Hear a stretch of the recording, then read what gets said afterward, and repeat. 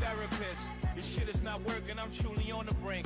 Y'all better not encourage him. Y'all don't want me to think these thoughts that I think. None of that nigga still stuttering. That chatty patty down on his luck again. Questlove introduced me to Jaguar. I don't know why I still fuck with him.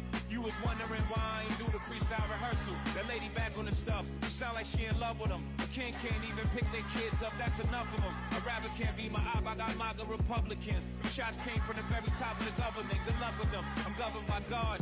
You tried to break the covenant. I prayed for 40 days. My neck get flooded again. Wrist get flooded again. My net worth went up again. My next update, the jig is up. Nigga, I'm up 10, wrong chart champ. You gotta look up again.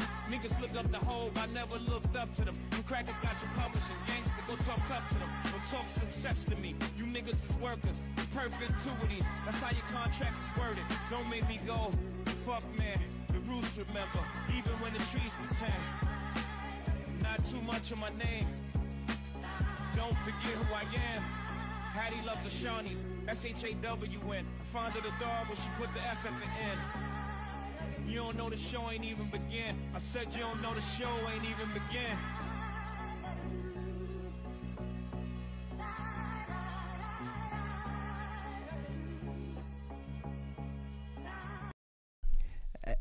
That was kind of a live little beat right there. Somebody done put Jay's freestyle to a nice little hip-hop track. I can appreciate a good hip-hop track.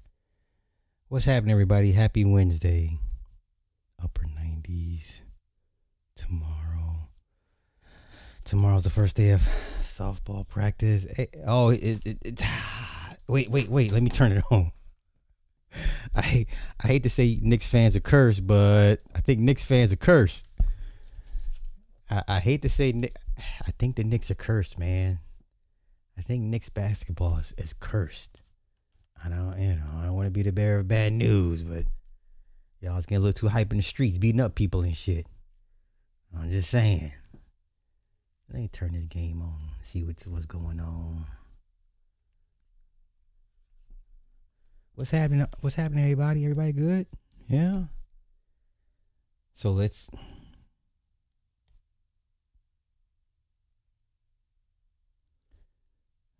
get to it. So I was gonna come back live last night, but I worked 16 hours at the polls. I was whooped. You understand? My ass was whooped. Yeah, there was no way I was gonna do it live after 16 hours. So y'all forgive me, but I'm here. And let me see.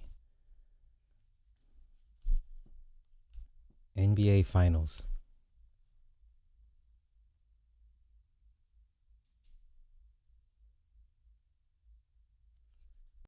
Even search, duh. Oh, I do got Disney Plus, duh.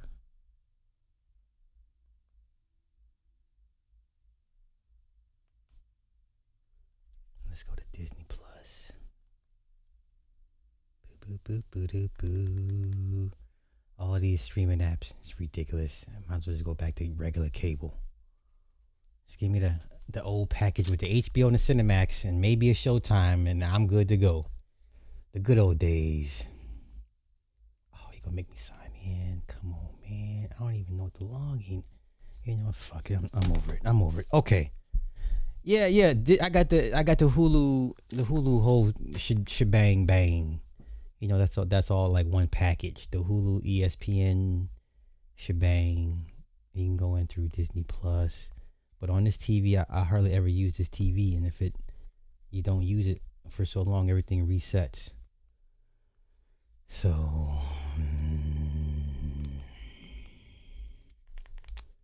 okay, let's go here.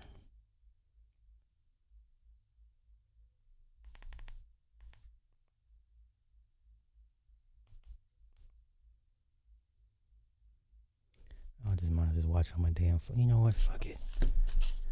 Watch it on my phone.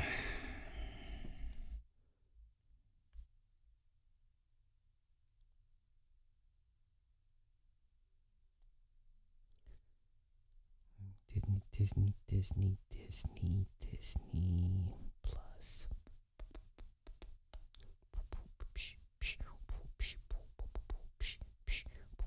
Yeah, I have every streaming app.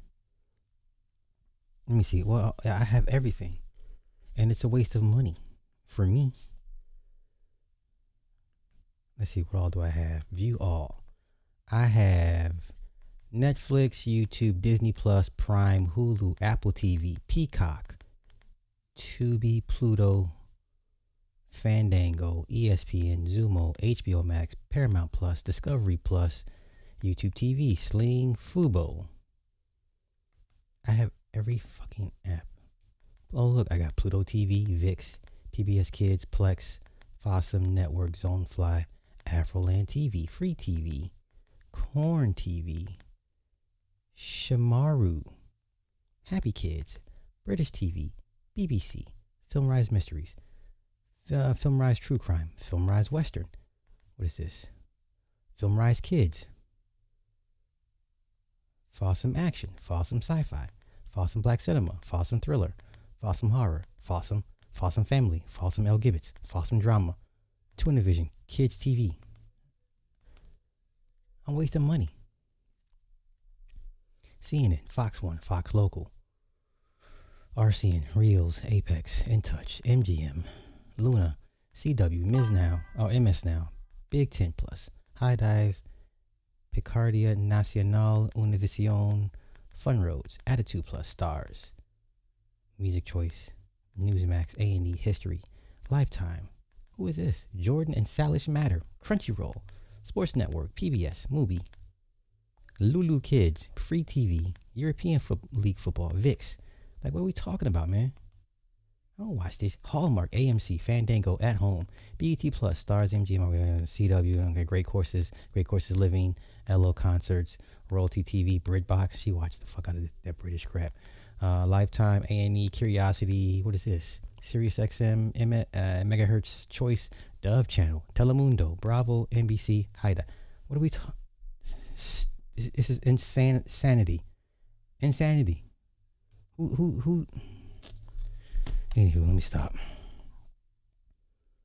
Let me stop. But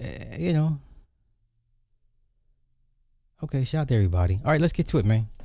I got a lot of things I want to go over as far as stuff. Not too much urban. I'm not doing urban niggery stuff. Y'all know me. Half of y'all in here need to like. You heard the lady. She's go ahead, hit the like button, please, and thank you. I don't hit y'all over the head. I don't ask for money. All I ask is for a simple like. That's it. That's all. Thank you, Cream. I appreciate you. Yeah, I just ask for a like. Smart TV app overload. Bruh, it's ridiculous. And like I said, I don't watch TV when I'm in my office. Like, this is my office, right? It's my office, but I don't watch TV when I'm in here. When I'm either streaming or editing, and that's pretty much it. It's rare unless I'm doing a watch party with y'all and I turn on something and the app is working, whatever. But okay, let me say that for later. Where do you want to go first? I want to talk a little bit of politics because I'm on the front lines. So I spent 16 hours. This is for the primaries for California governor. We had a bunch of judges running. Also, our primaries is called the jungle system. So basically it is everybody one for all, every man and woman for themselves, and the best top two make it on to the runoffs. So we have the jungle system. All right. I'm not going to focus too much on LA with Karen Bass and Spencer Pratt. It doesn't really affect me. I'm more locked in on the California gubernatorial race. Basically, it's coming down to Becerra, Hinton, and Steyer. So let's go here. Once again, it's too close to call. 46% of the ballots have not been counted. 46% of the ballots are mail-in ballots. People were really scared and not trusting the government and turning in their ballots, mail-in ballots. I've had a bunch of people come at me talking about I'm fear-mongering, I'm spreading misinformation. Oh, they already have your information. Look. Let me just, we're gonna do this politic thing real quick, cause I I don't mind you disagreeing, but now you're accusing me of spreading false information. Like, what the? This is how it starts. Okay, Trump signs executive order to create a national list of eligible voters. This is how it starts. Isn't this how the brown shirt, 1944 Germany? This is how it started. A national registry, a national list, a list for this, a list for that. Are you eligible? Where your papers at? What's your status with the government? This is how it starts. It's not about so much the voting, but this is how it starts. Like, add authoritarian, add fascism to your lexicon, because that's what's taking place. Okay. Oh, let's go here. As you said, you have in front of you an executive order that deals with a number of issues relating to election integrity. As you've consistently identified, two of the biggest problems we have with election integrity in this country are, one, inaccurate voter rolls that allow ineligible people to vote in various federal and state elections all over the country. And then secondarily, you've consistently identified that vote by mail in this country has become rife with fraud. People returning ballots who aren't eligible to return ballots being sent to people who aren't confirmed to be eligible voters. So what this executive order is going to do is, one, we're going to take federal data. We're going to ensure that each state... Hey, let me just say this real quick. Did you know the mail-in ballots already have a barcode on them? They already have a barcode on them. So I can only speak to my election process, how we do it out here. So you bring in the ballot. Now, if you're doing mail-in, like a drop-off, you bring it in, you sign it, whatever, sign and date it, and then we with you there, we remove the flap, we peel the flap, all right, and we verify the name and date, and we put it in the white box. Now, if you come to, and now if that's just mail-in drop-off, if you come to bring your ballot and you want to cast your vote through the ballot, then you bring your ballot. We verify you, ID, name, address, whatever multiple addresses that's listed under you. So then we take your ballot, we put it in the secrecy sleeve, we print up the voting stickers, either your VBM, which is a vote by mail, or your issue and return. So vote by mail is when you bring in your actual ballot to cast your vote on the site. So when you do that, we print up the tickets, VBM, we have you sign and date that. We put one sticker on the placard, because we got to keep a list of all the people that voted VBM or issued or returned, whatever. So then we put one sticker here on one pallet, and then we put another sticker on another placard. So then we put it in the secrecy sleeve, and we tell you, hey, do you want to vote by? Since you're already doing a paper ballot, you go to the voting booth and say, hey, when you're done, go to the black machine, and somebody will, help you out there. So then you cash whatever. If you already filled it out, or if you fill it out, then you go to the black machine, which is the minion machine, and then you just feed the damn thing into the machine. You listen for the ping, and it says vote casted, and you walk out and get your goddamn sticker. Okay, that's basically the process in a nutshell. Now, there's times when people come out of district, out of county, we have to re-register them. They first time register, we do all that on site. First time register, change of address. I mean, the process is so. If you're going to try to fraud this system, God bless you, because the amount of work we have to do to get you into the system is ridiculous. I'm telling you, as an elections worker. Okay, unless you've done it, don't talk to me, respectfully. Is there voter fraud? Sure. But on the levels that they're claiming it to be, by the tens of thousands, by the hundred, do you know how long it takes to process, to register a brand new voter? We have a bunch of, every day, we had 18-year-olds, hey, this is our first time we're going to register. It takes about 30 minutes, roughly 30 minutes. And that's if, it depends on how good the election workers is. Like if the guys, whoever's pretty competent, 30 minutes, it's a 30-minute process just to register you as a brand new voter. God forbid you didn't get your mail-in ballot. You got to call downtown and say, hey, cancel. They never got their ballot. So whatever shows up, cancel that and issue the process all over again. If you've never done the process, don't talk to me. Don't question me. Okay? I don't want to hear it. It would take a stupid amount of time for tens of thousands of people by the floodgates to come in and commit voter fraud. It's insane. If you're going to commit voter fraud, you're not doing it at the polling place. It's too much work. It really is. I'm not going to, please don't debate me on this. Please don't. Please don't. Okay? And then if there is an issue with it, so when we punch in your name, if it's the green light, you're good to go. We print up the stickers. If not, there's an issue. It could be for anything out of state, out of county, too close to the election date. If you register too close to the date, that pops a flag. You didn't change of address, that pops a flag. I mean, so many things that could pop up a flag. And like I said, you want to spend 30 to 40 minutes of your time to fraud the election process. God bless you. You're better off beating up the ballot retrieval team and taking the white box. You're better off taking the retrieval team with the SD card from the Dominion machine. Okay, good luck. Finagling your way through the fucking sheriffs. Just to it's. Don't talk to me unless you've done it. Don't.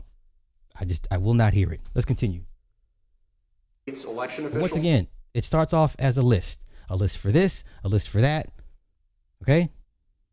Are provided with a comprehensive view of who the eligible voters in their jurisdiction actually are, allowing them to properly verify that everybody voting in their elections is legally able to vote. And then it orders the Postmaster General, the U.S. Postal Service, to take bold new measures to verify that ballots both being sent to people who are eligible to vote, and then the ballots being returned or being properly returned by eligible voters only. Okay, now via your state constitution, nobody is supposed to touch those ballots. Per your state constitution. I can only speak for mine. Okay? Per my state constitution, nobody, law enforcement or federal government, should be able to touch those ballots through the mail system, not even the postmaster. Which is why he did what he did, and which is why Newsom did what he did. Okay? Say what you want about California, but we seem to be the only state actually, rebelling against the big bad empire. I don't know about y'all state, but, you can talk about California all day, but at least, we're doing something. What's your state doing against the big bad regime? But let's continue. We believe that combined, the measures in this executive order will help secure elections in the future and ensure that the many abuses of our election system in the past aren't repeated in future elections. Right. Howard? So the fundamentals of our democracy are built on voter integrity, right? We all need it. You've said it time and time again. It's a total agreement amongst everybody. These are the same excuses they use to keep black folk from voting. But they've convinced you a bunch of illegals are flooding the market and tipping the scales, the illegals, right, are tipping the scales somehow in the balance of power because they're frauding the voting system. If you believe that narrative, God bless you. But let's continue. Everybody. So here's the idea. The states, right, run these elections. They will, if they want to use the U.S. mail, the U.S. Postal Service, they're going to get a code, a barcode from the U.S. Postal Service, and they're going to put that on the envelope, and we will have one envelope per vote. None of this time where Listen, I'm telling you right now, your mail-in ballots already come with a barcode on it. So why do we need a federal barcode? Why do you need a federal barcode on your ballot for your state vote? We're talking California primaries right now. Why do I need a federal barcode? Sure. Let me find it. Yeah, we're gonna be here for a while. I'm kind of low key fired up about this voting thing. It's not even about who you vote for. I don't care about that. I'm just telling you what the process is.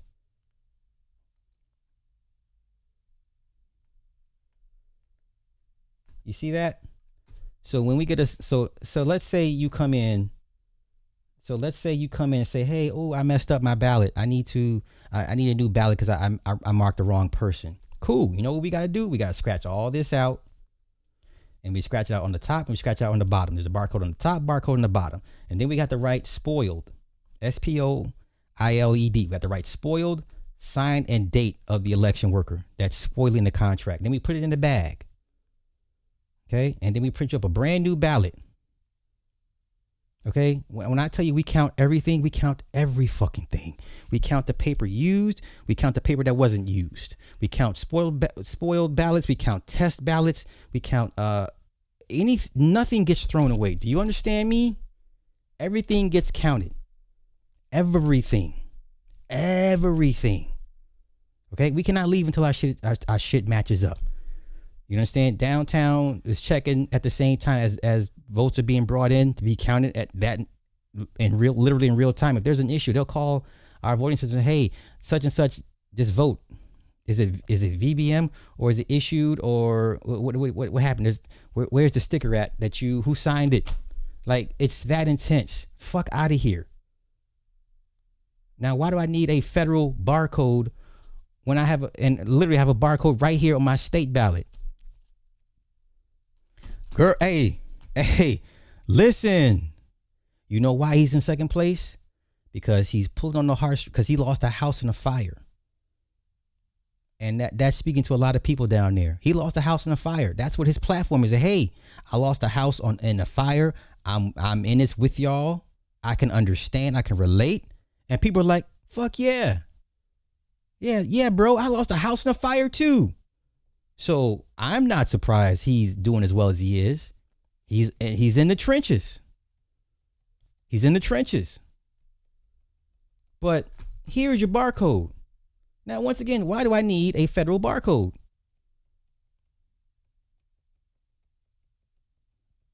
Let's continue. Let me pull it. Where's it at? Okay.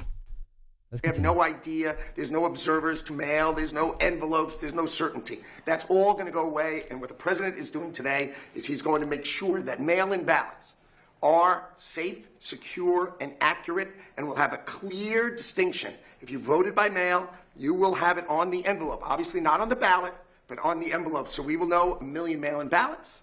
There'll be 1 million envelopes, and you'll be able to know exactly, correctly, that citizens voted. And this came up with some great legal minds. They looked at the various documents and everything that was going on because the cheating on mail-in voting is legendary. It's horrible what's going on. Okay, so I guess my question is to you guys: do you believe Trump lost his second? What would have been his second term? Do you believe he lost that election fair and square, or do you believe the voting was rigged when Jordan had some crazy amount of numbers? I'm not saying it's not possible.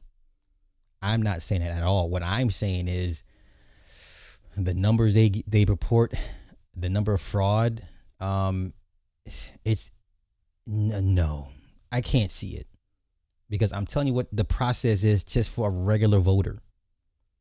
I'm telling you what the process is just for a regular voter with an ID. Okay? I'm not saying it doesn't happen, but the numbers they give out, they're talking about tens of thousands up to 100,000 fraudulent. Okay, if you believe that, God bless you.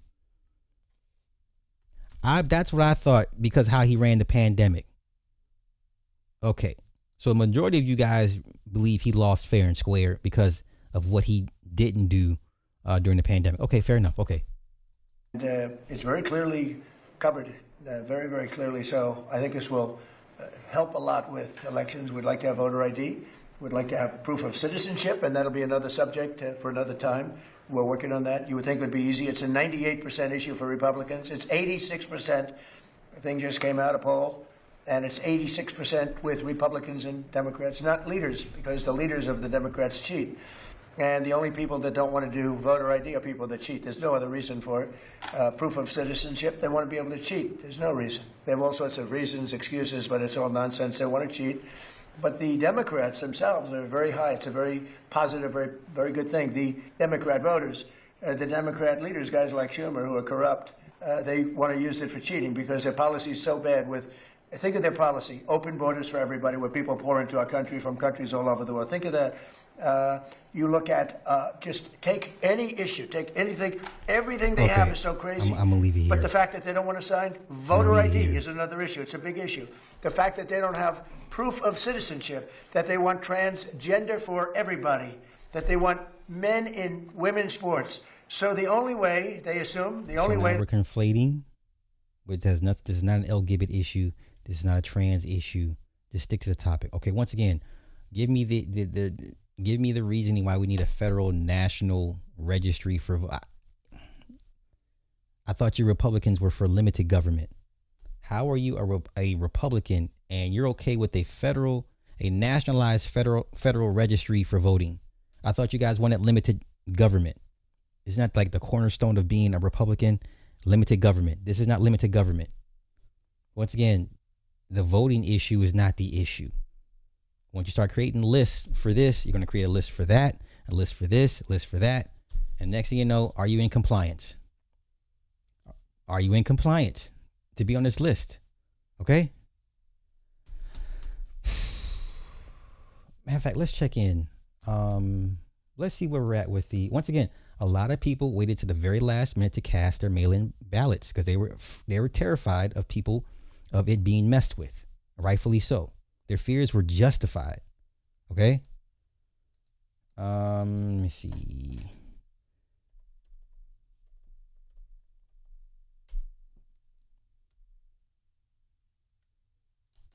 $13 ago. Let's go 2 hours ago. Let's go here.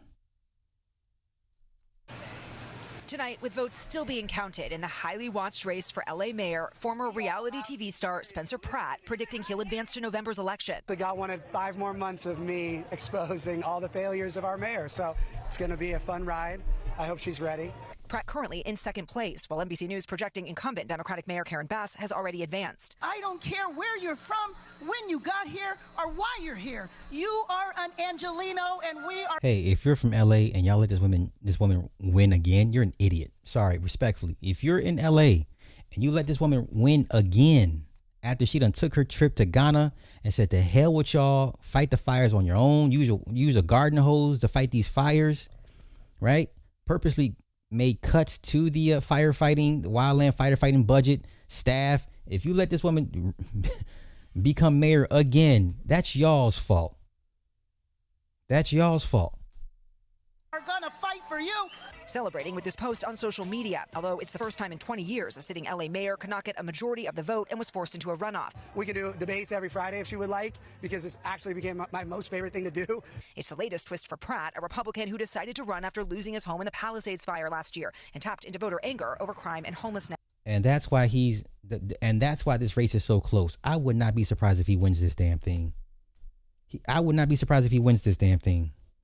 And there's a surprising surge for a Republican in California's governor race, too. Conservative commentator Steve Hilton currently leading the pack. And people say, how are you going to win in California as a Republican? My question is, how will a Democrat win based on the record that they are putting before the people? But in this heavily blue state, he's in for an uphill battle. His likely opponent, Democrat Javier Becerra. If he wins, the former Biden cabinet member would be the first Latino to run the state in more than 150 years. This is your state.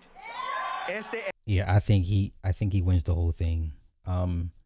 Steyer, I think him being a billionaire is going to hurt him. Even though he self-funded his whole campaign. I don't think nobody wants another repeat of Schwarzenegger with Hinton, right? He's a Brit, you know what I'm saying? So I think this is your guy, Becerra, come November. I think this is your guy. I would not be surprised. Es tu estado. November, here we come. Yeah, I think he's the guy.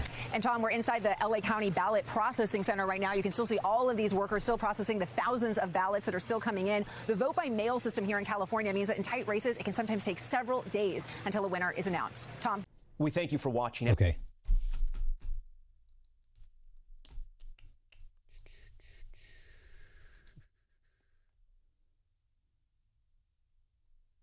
Yeah, we don't have they still have mail-in ballots to count. They still have mail-in ballots to count.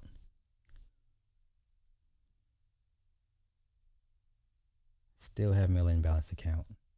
Once again, Newsom didn't endorse anybody. I'm not voting for none of them. They're all bums, trash. I don't trust none of these motherfuckers. You know, and for those that want to vote and can't find a reasonable candidate to vote, I don't know what to do. I don't have an answer for you.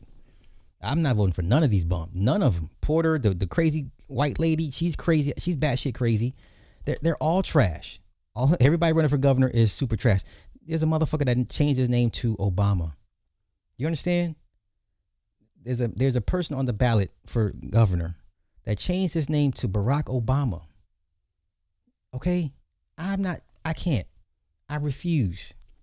I don't have an answer for people that say, well, I want to vote for somebody, but I can't find any legit reason to vote. I understand. I don't know what to tell you. I don't know what to tell you. Okay? Okay. For one, I don't think they want another foreigner, a non-nationalized foreigner. That's what I meant by Schwarzenegger. Okay? I fought fires under Schwarzenegger. Don't come on, Angela. Don't do this. Don't come in here with the bullshit. I let you troll. I don't say nothing. But today, not today. Okay? Don't come in here with this nonsense. Are you working an election right now? Are you on the front lines doing something right now? Because it's too easy to keyboard shit. I'm out here touching grass with the people. So let's not do this. Hey. The high-stakes races for California governor and LA mayor remain too close to call Wednesday as ballot counting continues in the primary. But the battle lines for the November elections are already being drawn as candidates lay out their visions for leading the nation's most populous state and one of the world's largest economies. The race for California governor has been especially chaotic. With Democratic Governor Gavin Newsom barred from seeking a third term, about 60 names were on the ballot to succeed him. Under the state's 61 names on the ballot. 61. primary system, all candidates appear on a single ballot, and the top two finishers advance to the November elections, regardless of party. In the final days of the campaign, much of the attention has focused on Democrats Javier Becerra, a former congressman and state attorney general, Tom Steyer, a billionaire known for his climate activism, and Republican Steve Hilton, who campaigned with President Trump's endorsement. The three were leading in early returns after polls closed. For 2 decades, California has been governed with established-oriented Democrats. The primary results will indicate the level of change being sought in a state confronting serious challenges, ranging from crime to affordability. In Los Angeles, the mayor race was jolted by the candidacy of Spencer Pratt, who starred on the reality TV show The Hills. The Republican has focused his campaign on... Okay, now I will say this. These green lines are not good. These are not good green lines, but we're not here for that. But let's continue. On reducing homelessness and boosting police ranks, arguing that an outsider is needed to shake up City Hall. Pratt has been trying to capitalize on dissatisfaction with Democrat Karen Bass, who is seeking a second term. After a tough first term framed by the most destructive wildfire in city history and an ongoing struggle with widespread homelessness, Bass had enough votes in the primary to qualify for the November election. It's unclear who her opponent will be. Also running is Nithya Raman, a progressive member of the city council. And in California's congressional primaries, Democrats persuaded voters to let them redraw the state's congressional map, so the party could potentially gain 5 seats in the U.S. House. It's the Democrats' best chance at countering Republican redistricting gains anywhere else this year after Texas redrew its map to make as many as 5 more seats winnable for the GOP. Some key races haven't been decided, and the outcome could help determine control of Congress. Okay.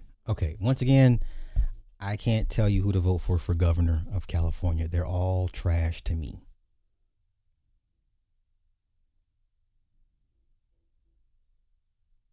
So that's my take on it. Man, listen, I don't think nobody wants to bring in another billionaire to run their state. They've had enough of that.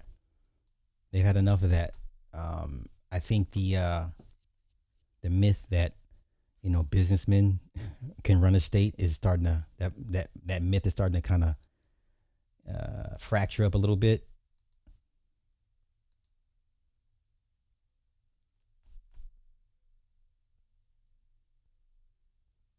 So whose state is this? Let me see. Yeah, see, even San Diego. So whether statewide, all of our ballots have barcodes, top and bottom. I can't speak for your state. I can only speak for mine. And there's so many candidates on it. It was 2 pages. We had 2 pages of ballots. Normally it's just 1 page. 2 pages.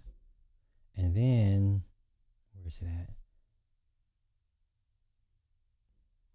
Let me show where the flap is at. So that's the back. So normally there'd be like a perforated flap here.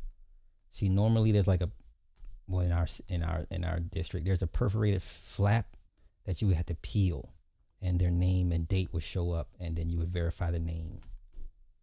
But once again, I'm not saying voter fraud is not happening, but at the levels that they're purporting, it's insane. It's too much. That's too much like work. It's way too much like work. Okay. Once again, Trump doing what he does, but I'm not hearing Republicans talk about, hey, that's too much government. whole basis of you being a Republican is based on you wanting limited government. That's like the first tent pole of being a Republican. You know, let's see what pops up. Let's see what pops up. Let's see where that tent pole falls in the hierarchy of what a Republican is. Okay, what is... Let's see where the term limited government falls into the top 4 answers that pops up. Okay, what is a Republican?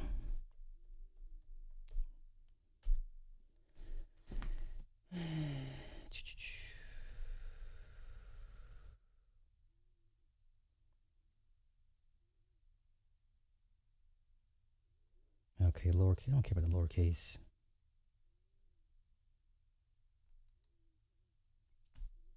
Republican. Give me the tent pole.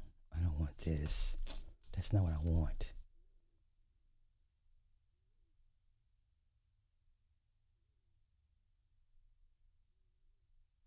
Let's go here. Okay. Usually associated with reduced taxation with limited government regulation of business, finance, industry, education, and policing, with strong national defense and with opposition to abortion, affirmative action, gun control, and policies and laws that are viewed as challenging traditional social and family hierarchies and structure. This is a whole goddamn oxymoron.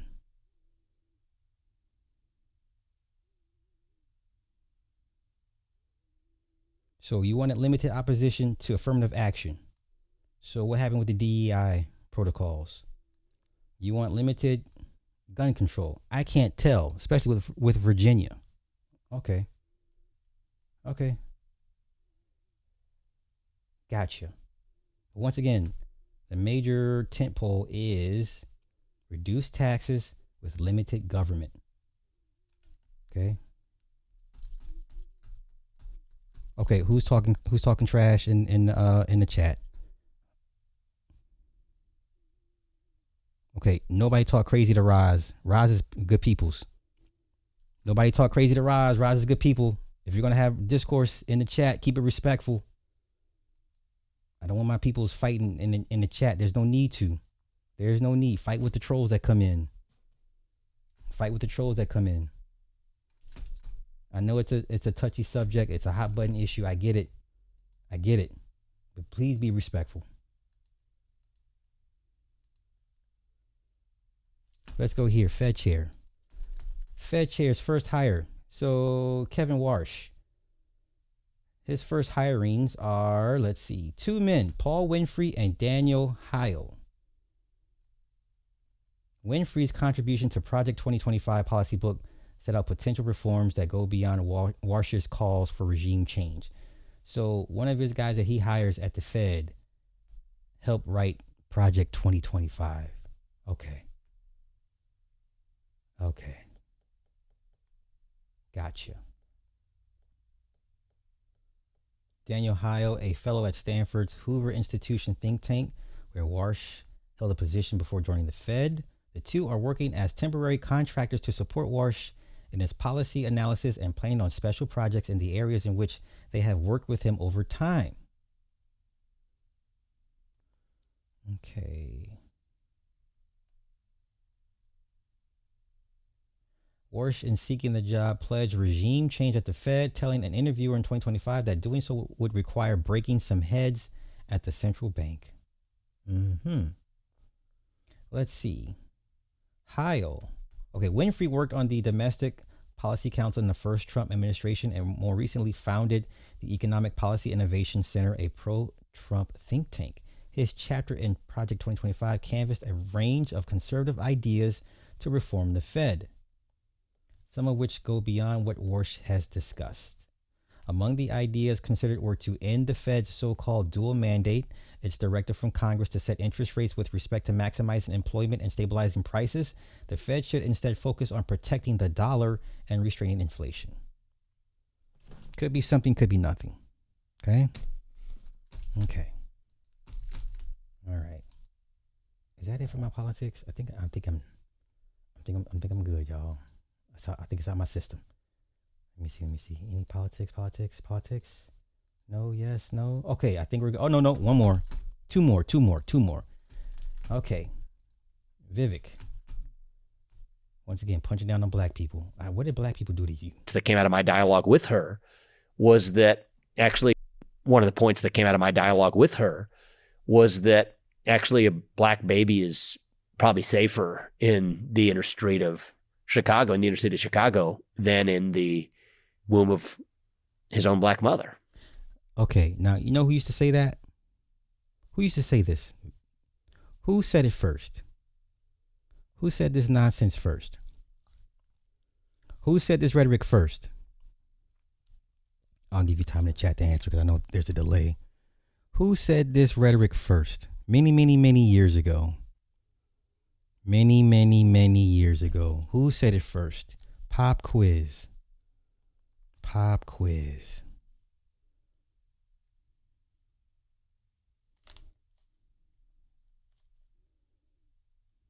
That's right, Tommy Sotomayor.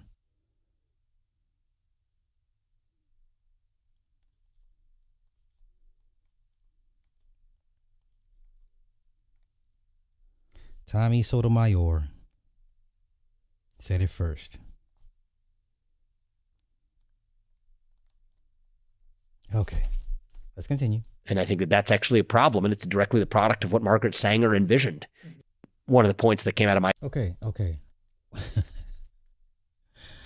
Listen, we got Indians talking crazy on black folk. We got an Asian guy, Kevin Chow, that got away with basically murder on the young man. Yeah.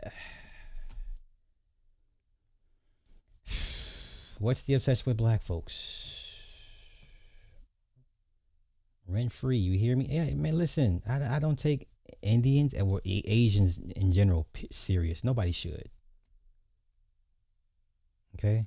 Oh, look at this goofball. Goofball MTR.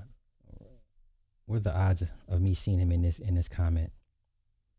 The lack of accountability in this comment section is devastating. Such a dumbass. Oh my goodness. Okay. Every group is messed up in their own ways, but everybody punches down on black folk. It's too easy to do that. Matter of fact, speaking of MTR, let's go punch up on MTR. Yeah, I got time. We're gonna be here a while. Let's go punch up on goofball MTR. Talk about not reading the room. You can't be this clueless. But then again, he is that. He's a lame duck. I mean, come on, meaty.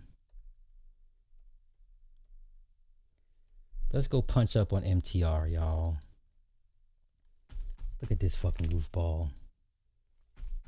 Look at this goofball. Look at this shit. Man, you about 10 years too late on this passport thing. You about 10 years too late. Sir, you're in a sex tourist country. You're in a country with lady boys and sex tourists. This man's about 10 years late with this conversation. This is how down bad a lot of these guys are. But let's go take a listen real quick. Really, look at it. Why I'm moving to Thailand. Is he gonna hook up with help DJ Cosplay out there? Because he needs help with his content and finances. You know, maybe slide him some work. You know, because I don't know.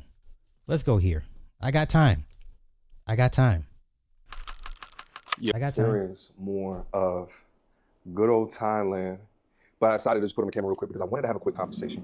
There's a bunch of epiphanies that have been happening, and I feel kind of bad because I really haven't been in a position to share it because I'm just enjoying everything as much as I can down here. So I'm trying to remember that when I come across different epiphanies, I got to be able to try to share it. Okay, and I just came across another string or set of epiphanies. How you 40 and all right, come on. And it's not really a fully formed thought as of yet, so I'm gonna try to work it out as we talk to each other right now, okay? Let me start off by saying this. I now, at a fundamental level, understand the passport bros, okay? Let me repeat that. I, at a granular, fundamental level, understand a passport bro. Now, when I say the terminology of passport bro, because of the branding of passport bro, it's kind of the same thing of the branding of red pill. People have taken different words of things and attributed their own life to it and their own kind of experience to it and their own, right? As immoral as what. Okay, hold up. Okay, listen. Okay, I humbly ask everybody chill in the chat. Okay, there should be. Oh my God, y'all gonna bring the asshole out of me. Yo, chill in the chat. Well, matter of fact, girl, I'm so sorry, sis. My bad. Listen, I'm still recovering from the hack on my channel. Okay, forgive me, but y'all chill in the chat. Chill. Our ops are the trolls that come in, y'all, not each other. Please, I humbly ask y'all, chill. I purposely changed the topic. I changed the topic on purpose. I get it. Politics is nasty business. I get it. Okay, everybody should be cool.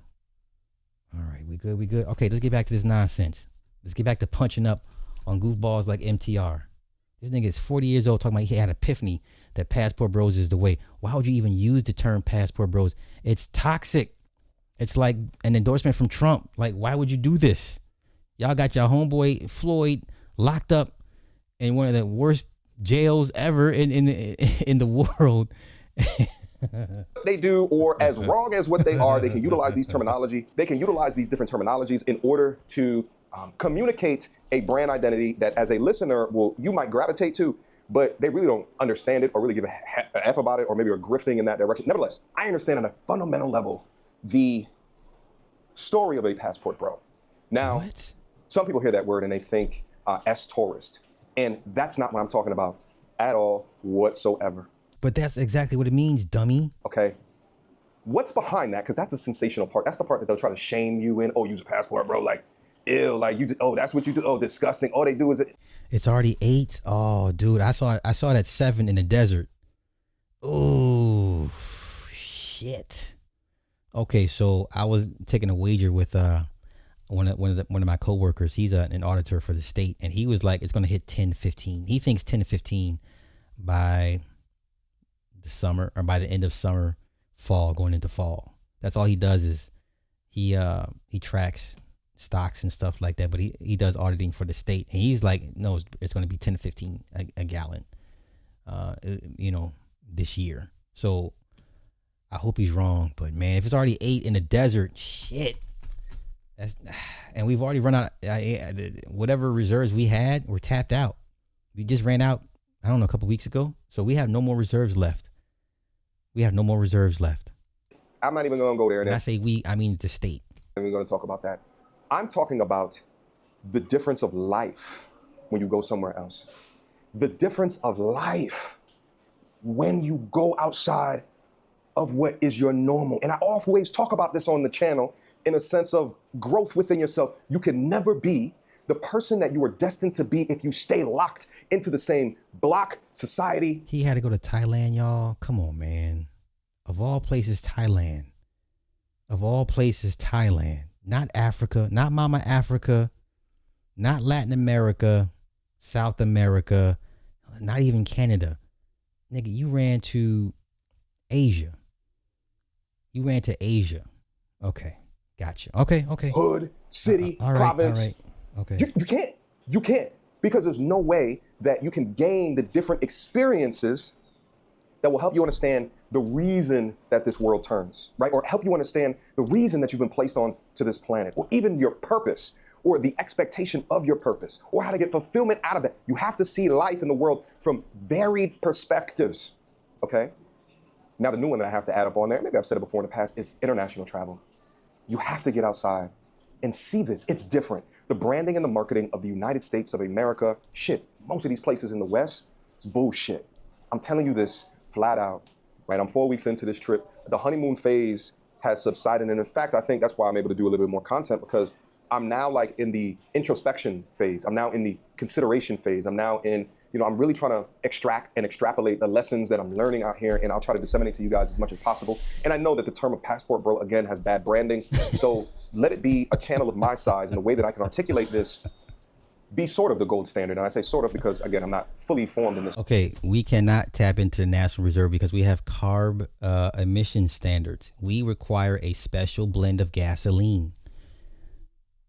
That's why we can't buy gas from Texas, Utah, neighboring states, because we have CARB emission standards.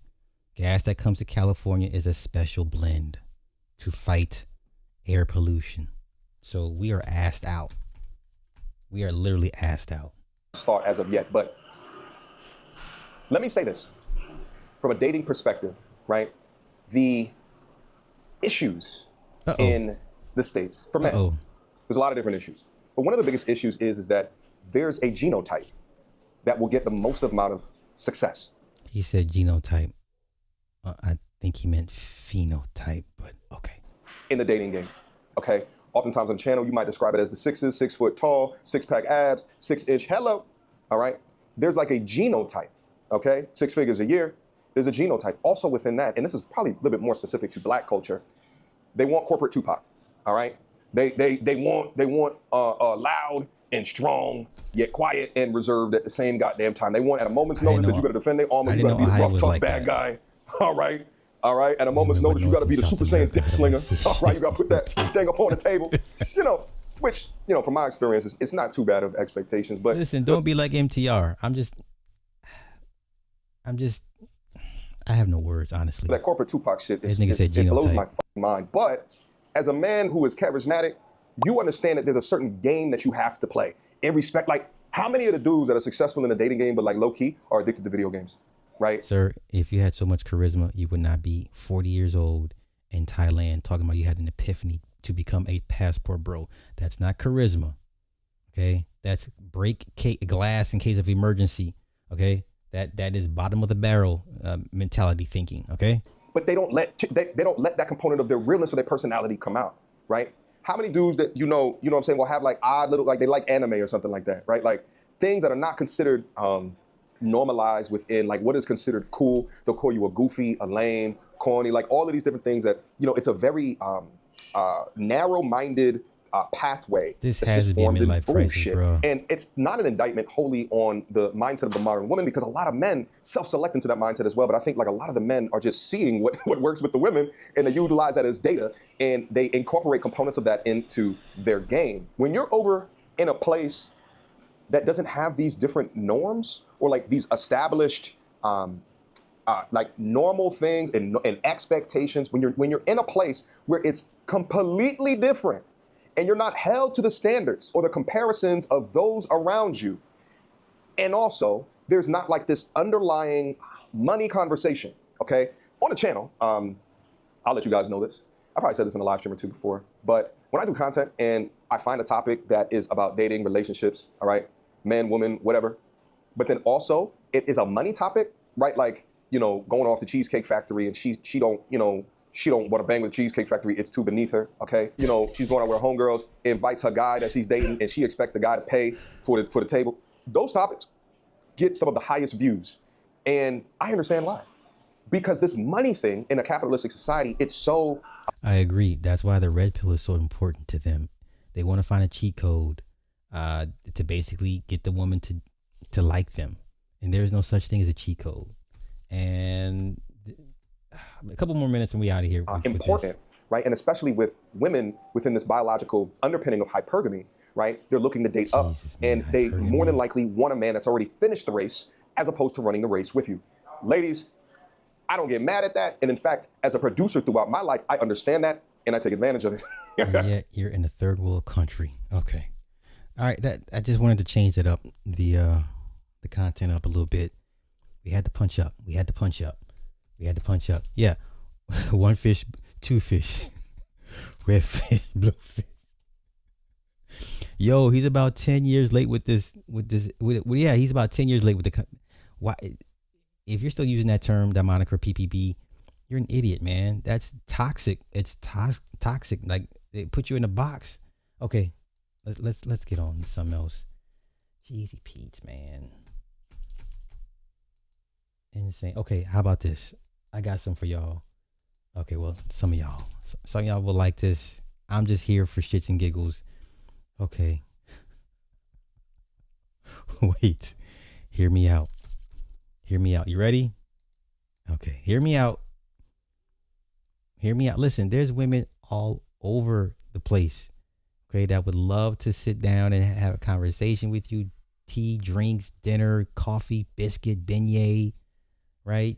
Crab cake, oysters, whatever. Man, just Welcome to my page. My name's Elizabeth, but I go by Ellie online. And I was born in Northern California, but I moved to Washington State in 2017, and that's where I was injured in 2020 due to malpractice after my car accident. I was life flighted to Seattle, where they did a fusion surgery on my neck, and I was diagnosed with C1/C2 incomplete quadriplegia, which means that even though I can't move from my neck down, I can still have full sensation. So, did you hear that?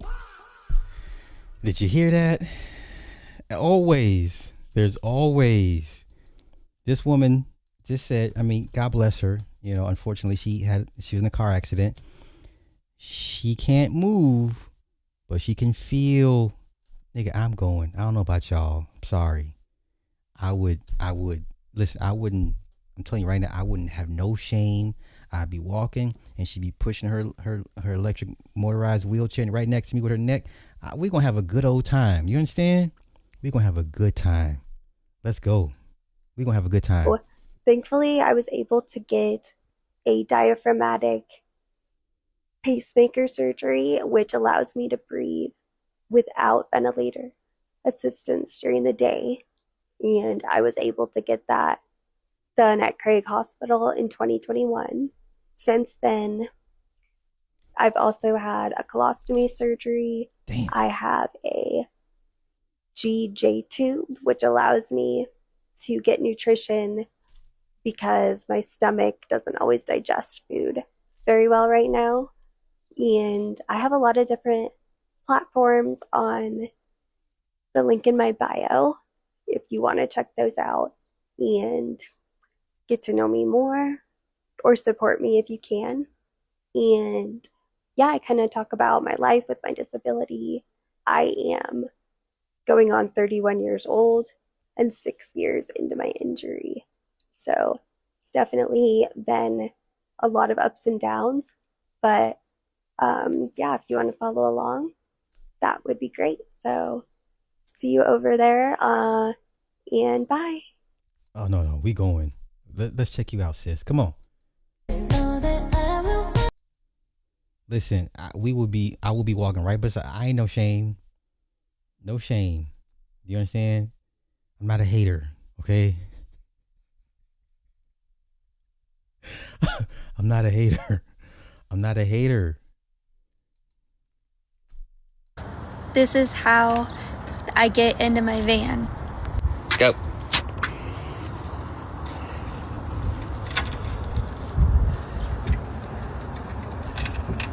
God bless this woman. Cause I've been like, take me out to the backyard, man. Cause I'm not doing this.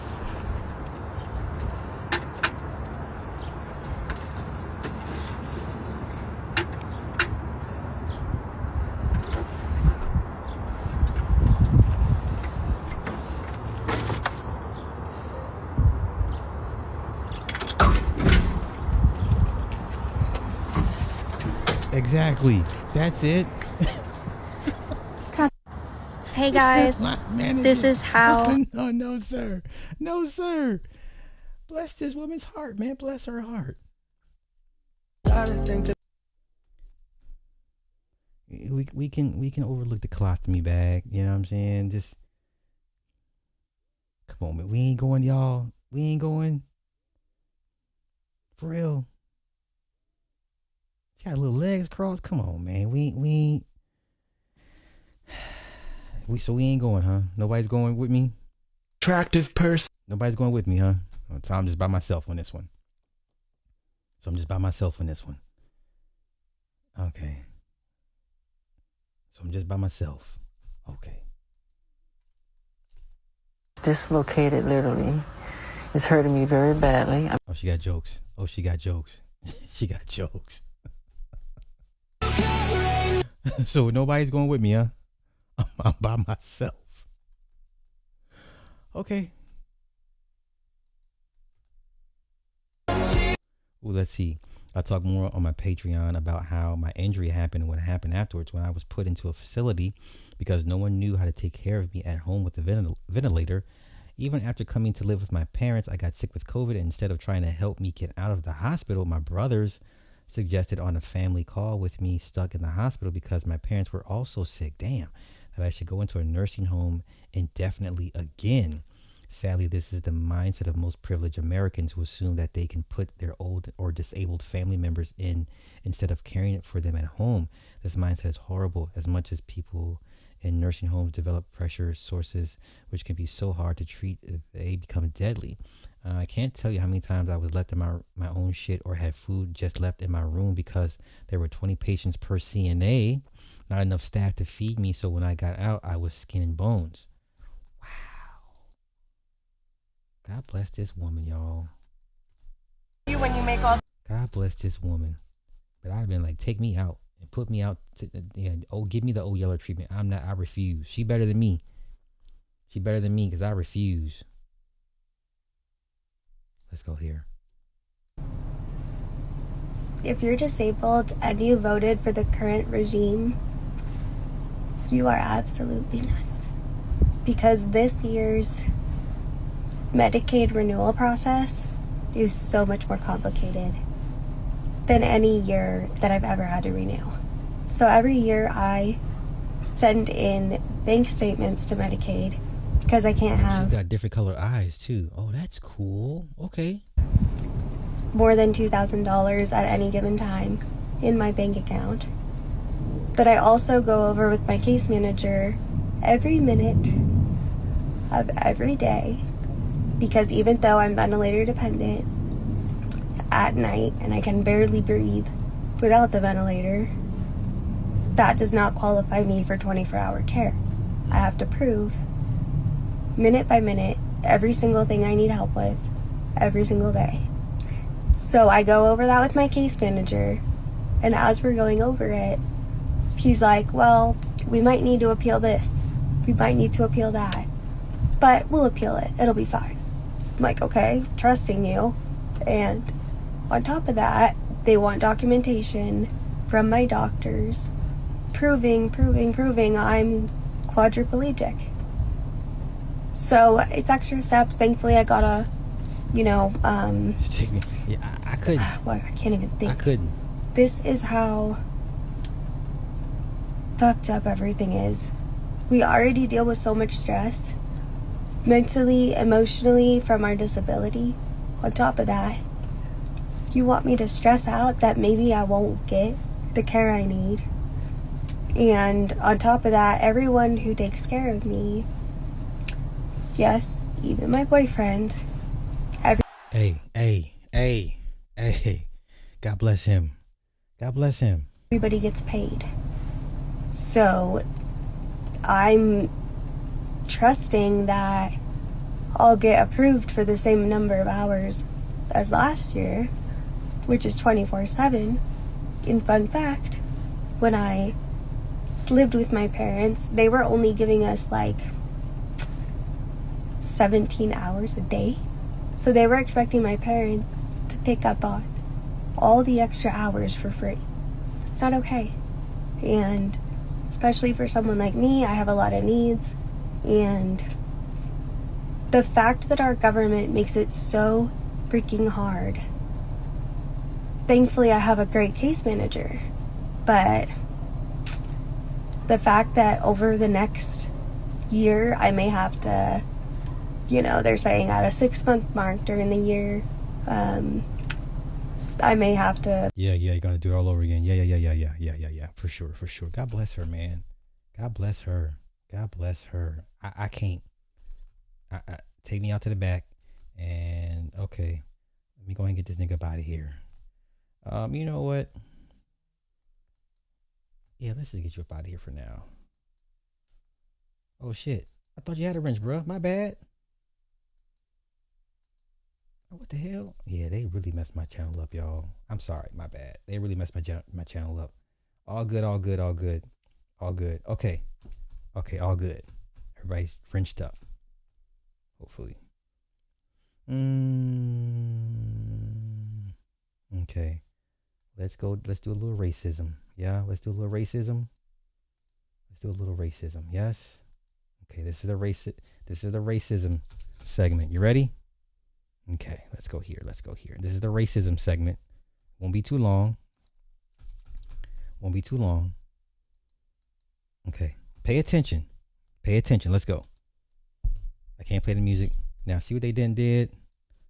Now take a look at all the people behind them. I'm not pointing out race or anything. Just pay attention to what's being shown here. Okay? Pay attention. Nobody helps, right? Nobody helps. Let's go. They're all smiling and giggling. Okay? She's giggling. Nobody says anything, right? That's the kid that did it. See this couple here? Okay? I'm not trying to put an indictment on anybody. I'm just telling you what it is, okay? Come on.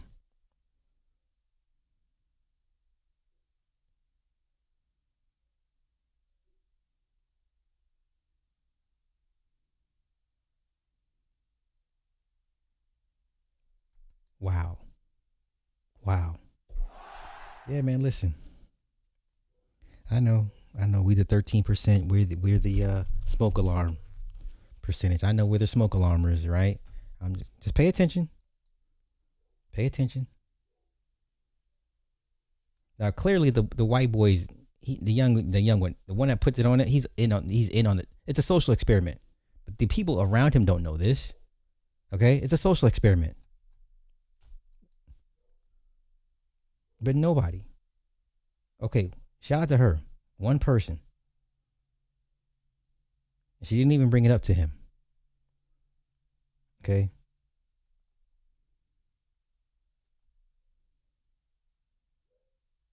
All right. Okay. This is the racism segment. Let's keep it going. Let's keep it going. You ready? Let's go here. Let's go here.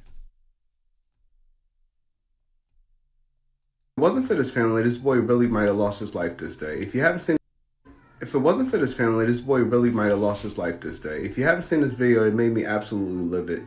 This family was out paddleboarding, and they stumbled upon this kid named Marquise. And he was on like the shoreline, and it seemed like his friends left him. And it was taunting him, making monkey noises and all kind of stuff. He was saying he cannot swim. Obviously, these wasn't really good friends, so apparently they set him up to do this, and he was stuck out there, and his family came and rescued him.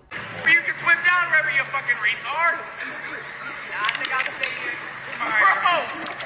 How am I gonna get you back home? You don't think Mama Marquise is gonna be worried? Yeah, your mom? My mom's name. My dad's your mom is always worried about you. My dad's in prison. I think that's why. Because your dad's in prison, we know, we can tell by looking at you. Bro, we get it, you can't swim, but bro, we just don't get a kayak. You have a fucking life jacket on, Marquise. I'll just wait. Bro, you have a life jacket. Bro, I'm black. It doesn't matter. It's not gonna save me. Bro, yes it does. Bro, I'll just find a way. Hey. They really set this boy up to lose his life. I hope Marquise is okay, and he definitely needs people to talk to him and really explain the severity of these situations and how much of a godsend this family was that rescued him. If it was okay, I know. Let's keep it going. Let's go. Racism hour, minute segment. Video from a youth softball game now. Video from a youth softball game now at the center of a controversy. During a May 9th matchup between Texas Charm and the Texas Terminators, Heather Lee, the mother of the Terminators pitcher, says her daughter was harassed in the second inning. And it carried on through the entire rest of the game. Even when she was at bat. My husband, who is in the dugout, we are not talking at the moment, he texts me and he's like, Are they doing what I think they're doing? What was happening on the field to resolve this or to make it stop? Oh, nothing. I didn't even notice any let up on it at all. Head coach Louis Mata says he heard the monkey sounds too and took his concerns to the umpire. He elected to not get involved and told us that unless the opposing team is verbally saying derogatory terms to any of our players, that he's not going to do anything about it. Did you approach the other team's coach? I did.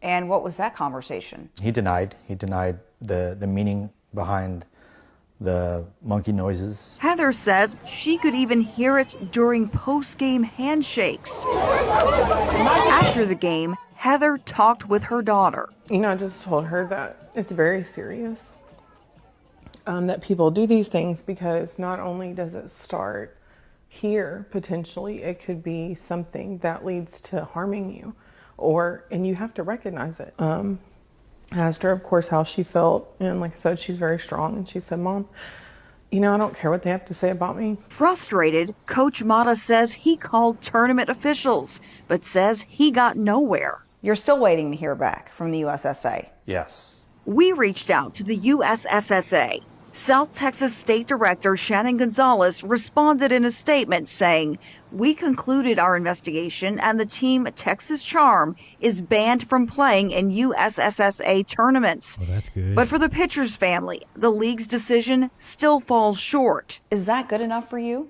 No.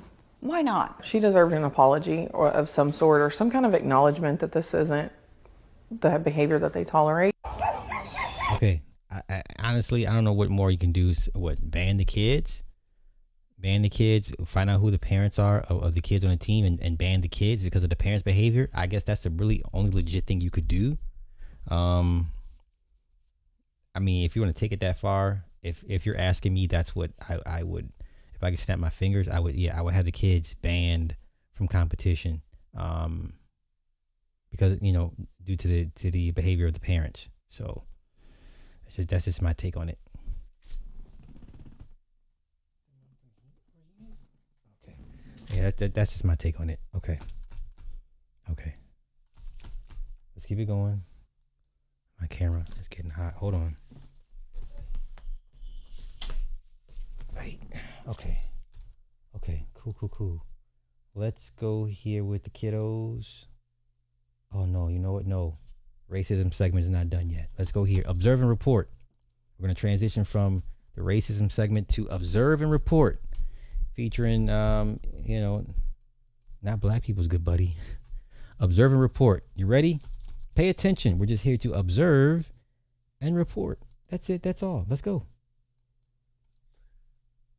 The diversity was the least addressed, was at least addressed in Natural. Oh, in Spider Noir? Yeah. They do address it, and I don't have a problem with it. Choose your battles, I guess, for me. I just try to be consistent. If it's explained, I don't really care. But when it's Black Helen of Troy, Black Snape, and now Black Starks, you know why they did it. There was no creative. It wasn't a creative decision. It was a political decision. They never address who they is. They never address who they is. They just get mad at the actors that take the jobs. They never address who this they is and why they keep doing it. Okay? Let's continue. We're just here to observe and report. It was a decision made by an activist. Black Ned Stark, Black Benjen Stark, Black Lyanna Stark. Are you kidding me? And Lyanna Stark is the one who pretty much caused Robert's rebellion. So it's the Helen of Troy of fucking the Song of Ice and Fire. And hey, let's take a look. Let's take a look at what she looks like. Let's go there real quick before we get to Mandalorian. This is what has him upset. Come on. It's a stream of conscious stream, by the way. Oh, look at Alec Baldwin's finger tweeting about Japan. Where am I? Here we go. Here's the cast for The Mad King, a play that Ryan and I have tickets for already. That's playing at the Royal Shakespeare Theater. And it's about the Tournament of Harrenhal. And if you are a Song of Ice and Fire fan, you know how important that is to Robert's rebellion. You will also see Rhaegar Targaryen, and this is canonical, by the way, canonical to the books and everything. And it will give you kind of the inside dope on what led to Robert's rebellion. Well, let's take a look.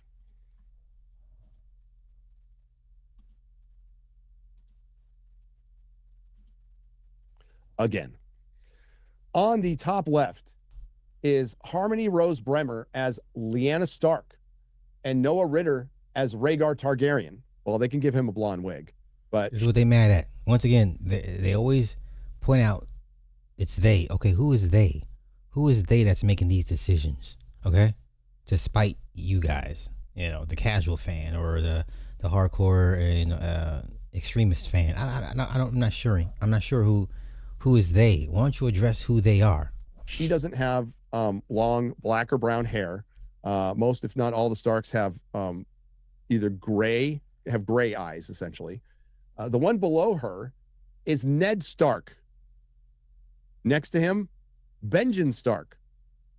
So, as I said in the last stream, there's a little cream in that coffee with Lyanna, a little cream in the coffee with Ned, not so much cream in the coffee with Benjen. So, somebody was fucking around.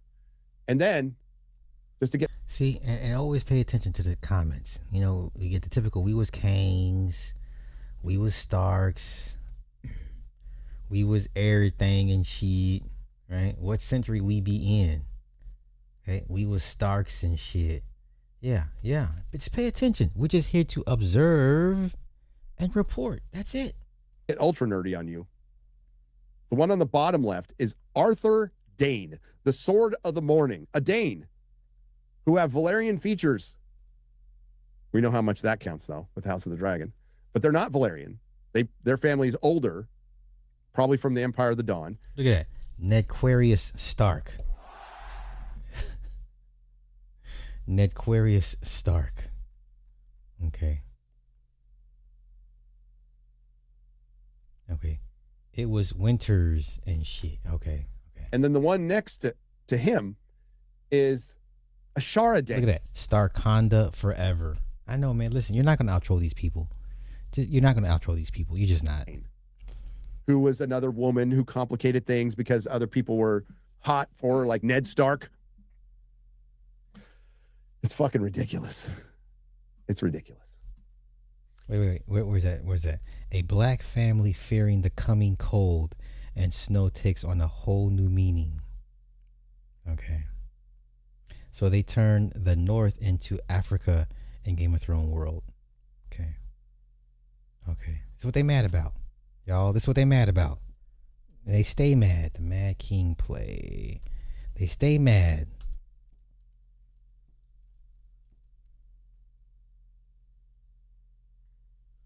Okay, set roughly 8 to 10 years prior to the main series, it explores the origin of King Aerys II Targaryen and features the fabled Great Tournament of Harrenhal. Now, let's go to George R. Listen, this thing. Why bring Game of Thrones to the... Listen, this thing does not happen without his blessing, okay? But come on. Stage. I don't know, why not? It's already been, it's a story. It's a world. As I got into the world more and more, the history and the past, more stories suggest themselves. So I think one of the things when we started putting this play together For those that don't know, this is George R.R. Martin. This is the guy that wrote all the stories that you watch on HBO Max, and you've never read the books. For most of you guys, if you're a fan of House of Dragons, Game of Thrones, this is him. He's the creator of that, right? He's like the Tolkien of this world, right? Okay, most people, casual fans, have not read his books. I said casual fans. Okay, this is the guy. It would be like 17, 18 years before the main events to begin in Game of Thrones, and we would actually show you what happened at that Harrenhal tournament. I don't know how much I want to give away here, but there's characters that you will know and love if you know the books and the series. The people who managed to survive our play, and some of them show up later. But there are a number of Starks, which is the central family in the books. But remember, it's like 17 years before. There are of course, Lannisters, Targaryens, Prince Rhaegar, the Crown Prince is a big one. Jaime Lannister, they might recognize, but he's just a teenager in this. So Jaime Lannister, the King Slayer, killed his king, had his hand chopped off, was messing with his sister Cersei. You know what I'm saying? That whole. Okay, let's continue. And Robert, of course, Robert through the whole thing. It's been such a privilege to sort of help excavate some of that backstory, and to be in the presence of those people. I think is going to be really, really, really fun. And the thing we've spoken about, Daniel and I have spoken about, is also, of course, the theatre offers our audiences the opportunity for something that's immediate and in the same room. But we are in the space, which is like they would have been. So you can create that excitement of being in the room with watching the jousting. Okay. And I'm not gonna lie. I was ready to check out on the Duncan, the night that just came out a few months prior, and then I sat down and watched it. That was a pretty good series. I forget the name of the show. It came out a couple months ago, y'all, about the night of something, and it had a little girl with a bald head and whatever. That was a pretty good series. So here's your for the Mad King play. This is what they're mad about, right? Pun intended. This is the cast. This is what they're mad about. Listen, they're always mad at something, okay? They're always mad. They're going to stay mad at something. So the play is what they're upset about. Playing at the Royal Shakespeare Theater in Stratford. I could see if these guys were actually trying to go see it, but they're not, right? Okay, so this will be like the basis for the prequel for the Mad King, all right? Okay, let me find the cast. Let me find my own version of the cast, because this is what they're upset about, y'all. Okay? This is what they're mad about. So this is the prequel play. This is the prequel play to the Mad King. I know some of you guys were like, man, can we just not get this in the TV series? I hear you, but this is where we're at. Okay? Yeah, this is what the show, The Night of the Seven Kingdoms, this was pretty good. I mean, I had to sit down and actually go over it, but it was pretty good. But this is what they mad at, y'all. Okay? Let them stay mad. Let them be mad. Right? Let me see, let's go back. Videos. Do we have a podcast?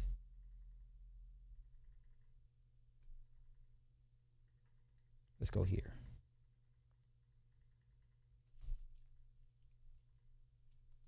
Oh, my bad. Okay, let's go here. Up House of the Dragon Season 3's trailer, we also have the official cast for the George R.R. Martin Mad King play, taking place this summer in Stratford-upon-Avon with the Royal Shakespeare Company. And yes, yours truly will be attending one evening. I can't wait! The RSC released this photo of the cast. We don't know who's playing who, but these are our people. They also released this photo as well, the gang all together. It's a pretty sizable cast. I mean, I know that there's a lot of roles to fill, but still, the RSC also shared the names of everybody in the cast. But again, we don't know who's playing who. For those who don't know, the Mad King play is basically it's one of, if not the biggest mysteries in A Song of Ice and Fire. It's what happened that led to Robert's rebellion happening. I know this is a project that's been in the works for years.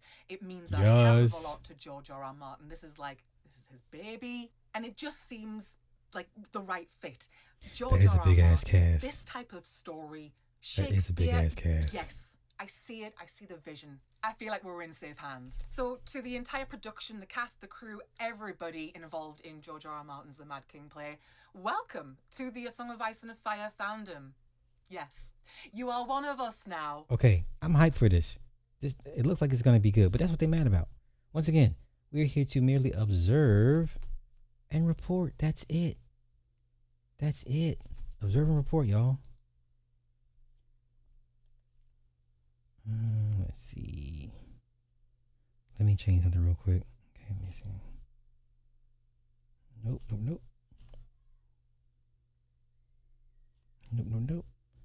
Okay, let's do it here. Okay, let's keep it going. They got more stuff to be mad about. They got more stuff to be mad about. Okay, here we go. They are upset about this too. God of War Laufey. They got a new God of War game coming out. They're mad about this. Okay, they're very, very upset about this. Extremely upset. Matter of fact, let's go to Twitter. Let's go to Twitter and see how mad they are. They are super duper mad, y'all. I don't know how they survive being mad all the time. Okay, God of War Laufey. There we go.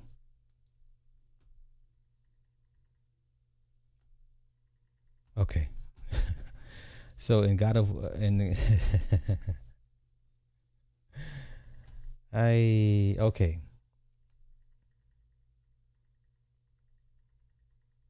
So backstory in God of War 2018, you spend the entire game mourning a woman who never says a word.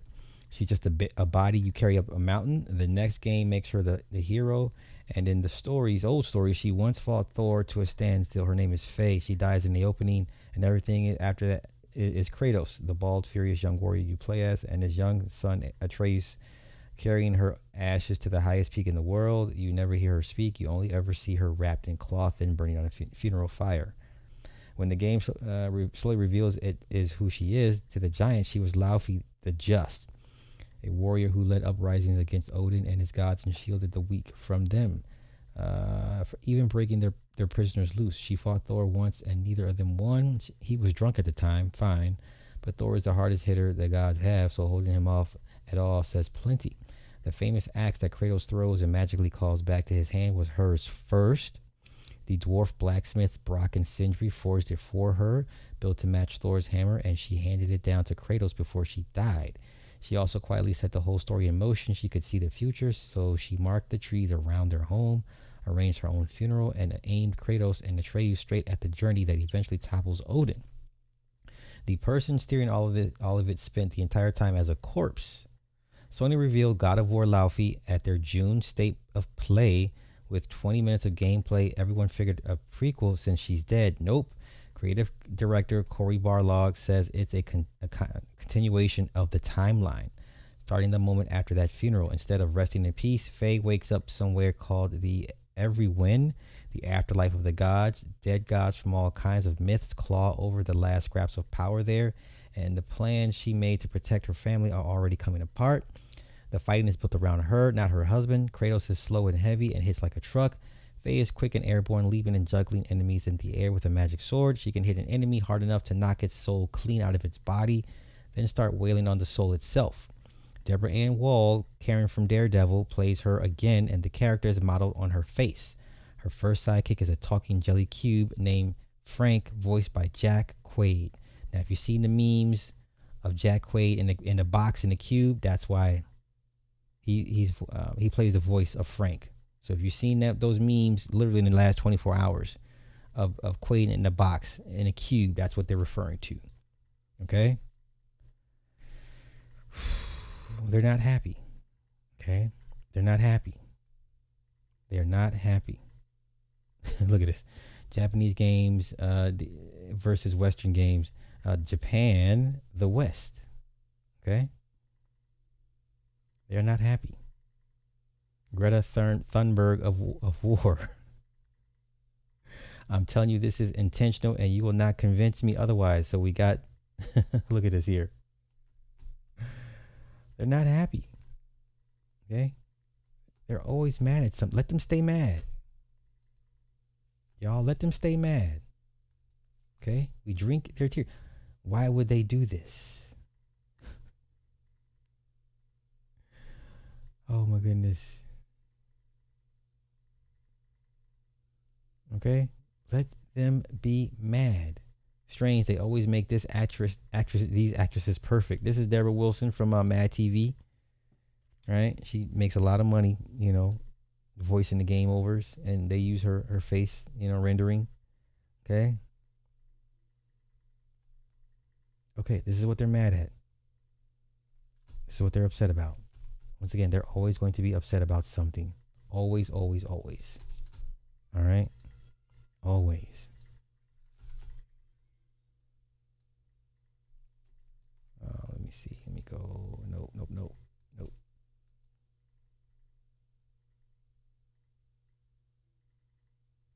Okay, so let's go here real quick. Two of the gods Faye will encounter in God of War Laufey. Sekhmet, shout out to Egypt, goddess of war, and Bexi, Mongolia, Tibet, Buddhist war deity. Okay, so this is one of the two gods she will face. I don't like this design of Sekhmet. Usually Sekhmet is like a, she's a lion, like a human-esque lion, or a lion with human features. That looks good, but this, I don't like this for Sekhmet.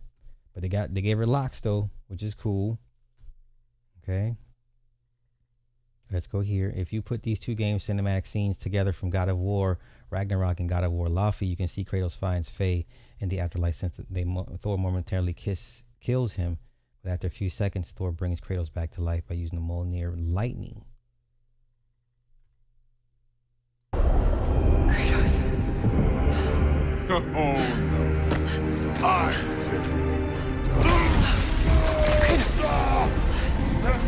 I'm not leaving until I see the real. Get up! Okay. I don't think this is gonna make a lot of money, y'all.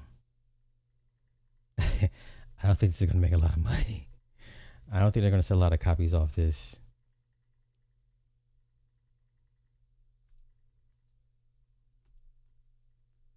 Okay, I don't think they're not gonna make a lot of money off this. I could be wrong. I stand to be corrected, but I don't think so. Once again, you're just here to simply observe and report. Now, to get into the worst part of this observe and report, I had a sneaking suspicion they were going to handicap Michael. I recall myself saying that if it gets close, I said, leave this thing in theaters and let it run out, let it run its course. They're not going to do that. Well, yes and no. So let me get to what they're going to do. Michael goes digital on June 9th. Now, why would they make a decision to make this thing go digital is beyond me at this point. It's too close to 1 billion.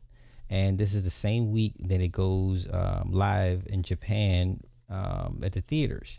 Now, we all know that East Asia or Southeast, whatever, is notorious for piracy. And that's problematic. Because once this thing drops on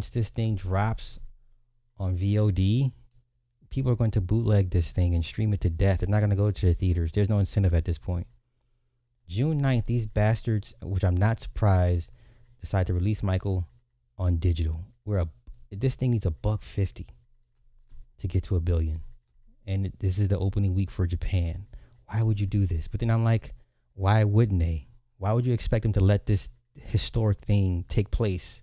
Why would you expect anything less from these people? Right? Why would you expect anything less from them? Okay? Once this thing hits VOD, it's going to drop. It's going to fall off a cliff. It's going to drop like a rock. Okay? I still say it hits close to 900 million because of this, but it's going to have a hard time going to get into 1 billion once it's on, pay-per-view VOD. At this point, it's like, why go to the theater? It's already on streaming. We can pay the $24 and stream it. And once again, Asia is notorious for piracy. They lead the world in piracy. Why would they do? Lionsgate's not making money off the international revenue. It's Universal. Lionsgate handles the American domestic distribution. Universal handles the international. So Universal's getting all that international money. This is disgusting. Why? I'm not surprised. But this is disgusting. Why would they do? I'm asking the wrong question. It's not why they did it. Are you surprised? Jesus, man, I can't. I'm just so pissed right now.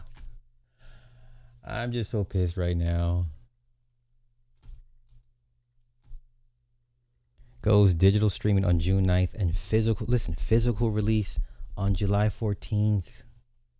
Now, mind you, Oppenheimer had 6 months. They gave Oppenheimer 6 months in the theaters. Michael's been in the theaters, 2 months? 2.5 months? Okay. It's at 853 million worldwide. Here we go. Digital purchase will be $24.99 with rentals at excuse me, $19.99. The physical releases will offer bonus features detailing Jackson's life from the Jackson 5 to his 88 Bad Tour. This is disgusting.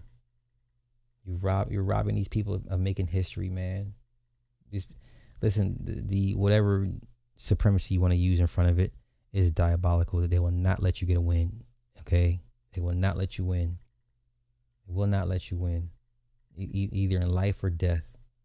Look at this. It goes on. So June 9th is going to go to Apple TV, Fandango, and Prime Video, and YouTube Movies and TV. Now, why the fuck would you go to the theaters and you can have this thing at your house for and not have to pay for everybody's ticket?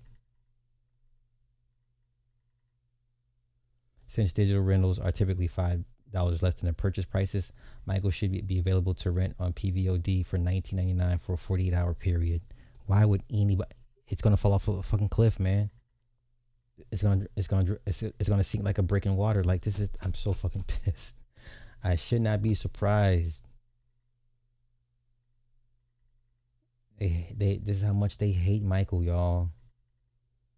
Ugh, this is so fucking disgusting. Oh my goodness. I should not be surprised. I shouldn't be this upset. I should not be this upset. But this is what they do. This is what they do, y'all.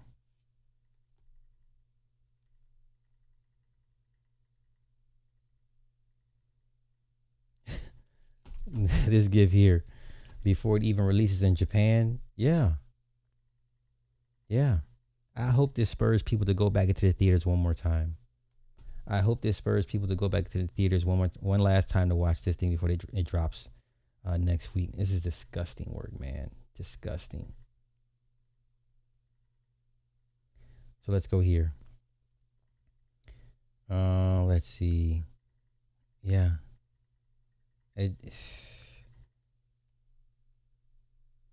Will it eclipse Bohemian Rhapsody? I think it should, even with the PVOD.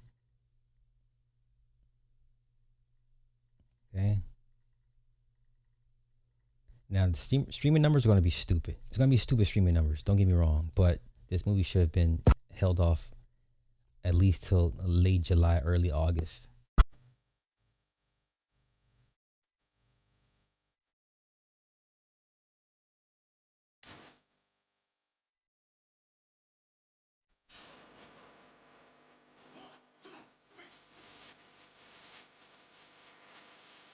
Okay. Disgusting. Okay. All right. Now let's go here first. The judge that was having inappropriate relations in her chambers, if you believe that, I thought they were really trolling people. I guess he really was having sex in her chambers. Let's go here. I thought she was really trolling people, but apparently not. It was real. The way she was sounding is ridiculous. Judge Eleanor Ross, her chambers in Atlanta. Married federal judge Eleanor Ross, her chambers in Atlanta.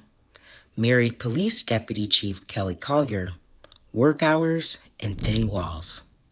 How'd they get caught? People outside could hear them. I don't think this was an oral argument, but I read the order, so let me tell you what it says happened. So one of Judge Ross's law clerks filed a complaint saying the judge was having intimate relations in her office so loud it disrupted the work environment. The complaint went to the chief judge, a special committee was formed, outside investigators hired, and 6 former clerks interviewed. 6. And here's what most people missed. Some people think this is just about a judge blessing her chambers, but a federal judicial misconduct investigation in the 11th Circuit found 3 violations: the relationship in chambers, attending a political victory party for Fonnie Lewis when federal judges can't participate in partisan activity, and when investigators came asking, she didn't tell the truth initially. So you've got the relationship, the political event, and the cover-up. The punishment was a private reprimand, and she stays on the bench. But the reprimand is just the beginning. There are 2 other things happening as a result.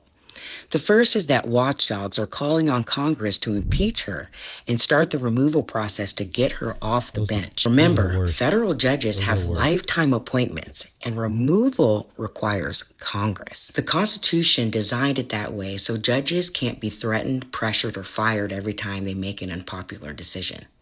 So Todd Chrisley, the reality star Judge Ross sentenced to 12 years for fraud, would like a word with Congress about all of this.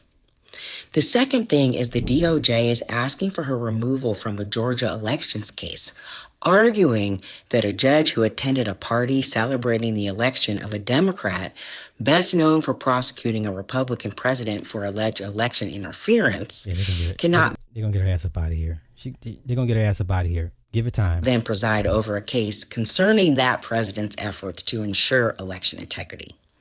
Nothing's been decided, but I'll update you later. This silver fox right here this woman is fine. Nothing better than fine, older, fine, seasoned women. This woman is fine. Okay. What was her name again, sis? But remember, this is legal education, not legal advice. And it's always a good idea to remember not to get your honey where you make your money. Yeah, you can get it for sure. Did y'all hear how over the top? Nothing worse than a woman that be screaming and hollering like, bitch, we're not shooting a movie. The worst. Lenore. There we go. Nothing worse than overperforming is the worst. Like, I'm just like, just shut up at this point. Like, just don't say nothing. Just don't say nothing. Okay, let's go to Twitter. Twitter has it. It was so over the top. I really thought they were trolling. I'm like, this has to be a skit, because nobody is that just over the top with it. Nobody's that over the top with it. Okay, let's go.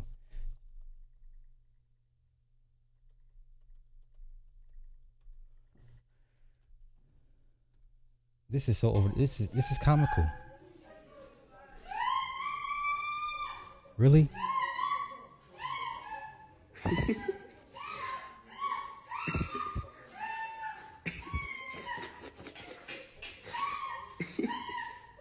Seriously?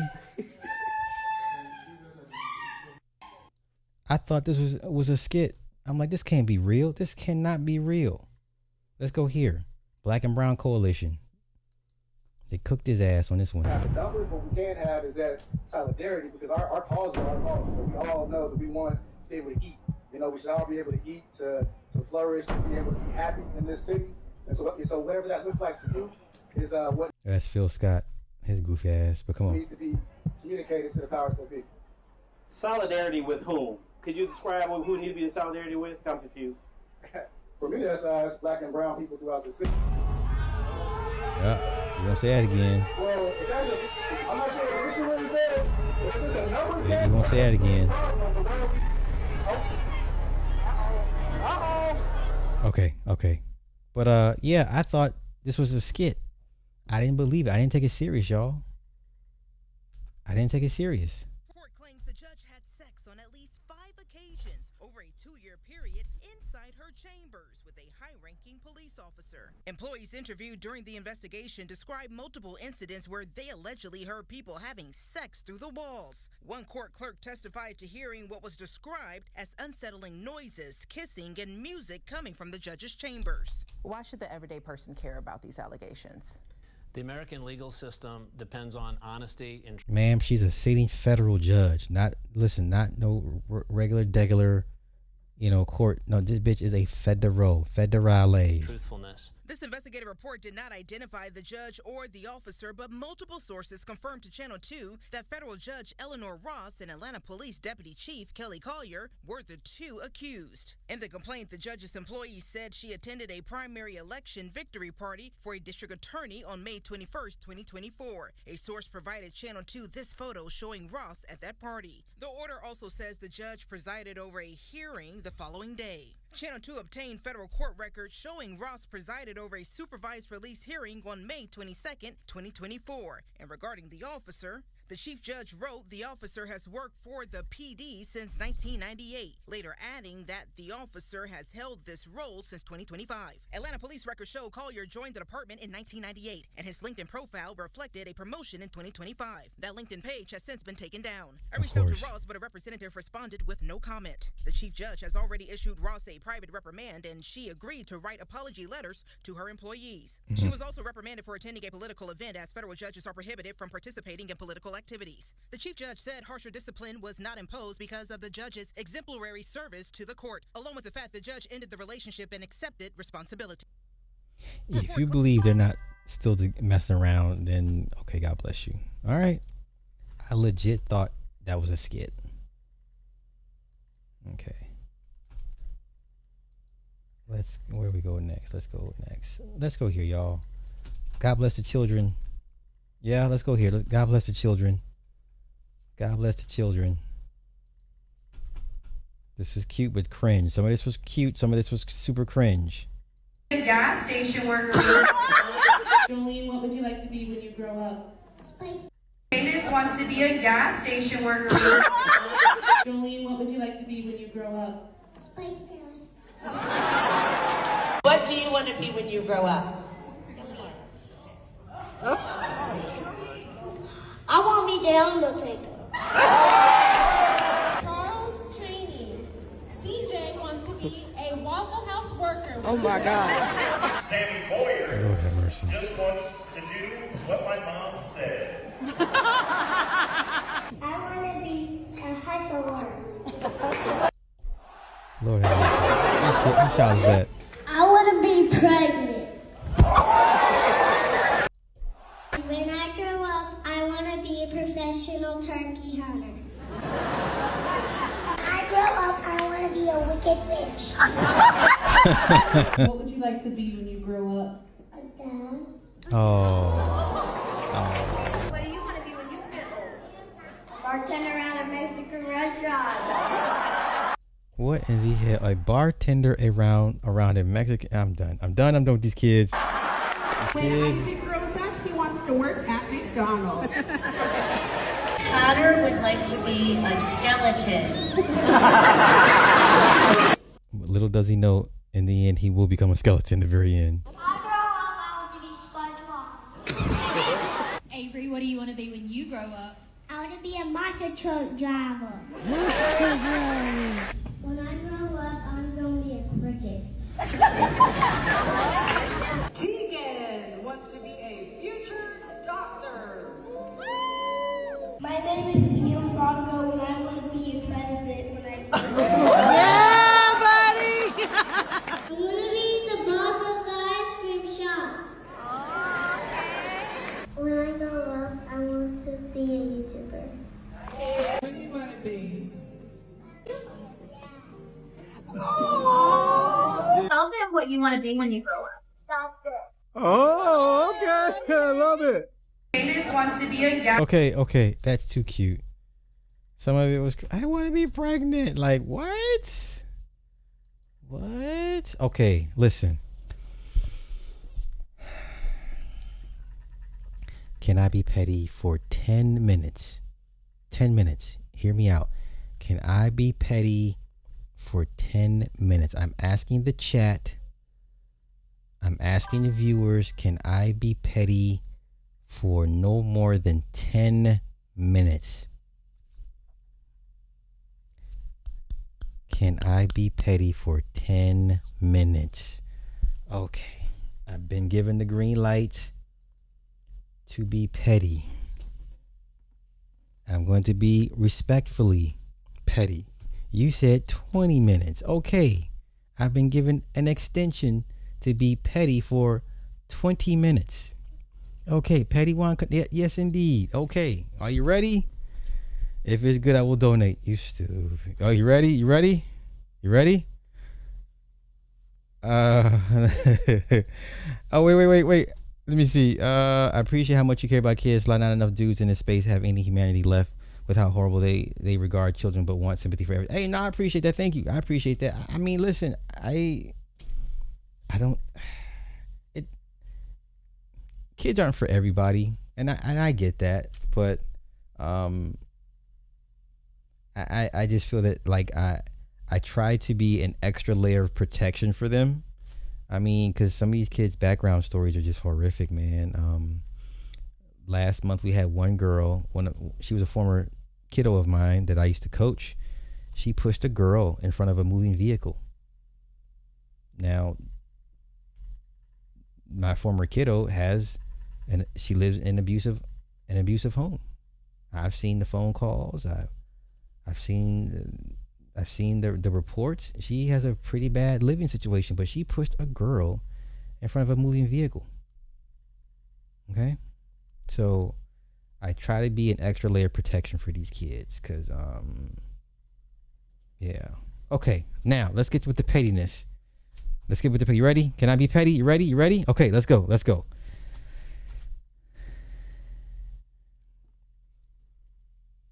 Okay, first thoughts. Ready, set, go. Okay. I'm going to be as respectful as possible. I'm going to try to be respectful as possible. Okay, I think I'm pretty transparent. You guys pretty much know me. I'm pretty much like a book. You pretty much know all of my comings and goings.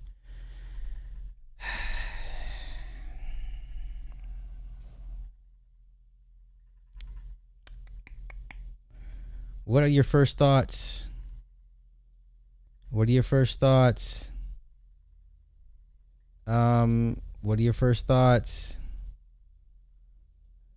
Now, I didn't go looking for this. I did not post this. Okay? Yeah. Now, I'm not even trying to bark up this tree. But of course the chat, the comments are going to support because women,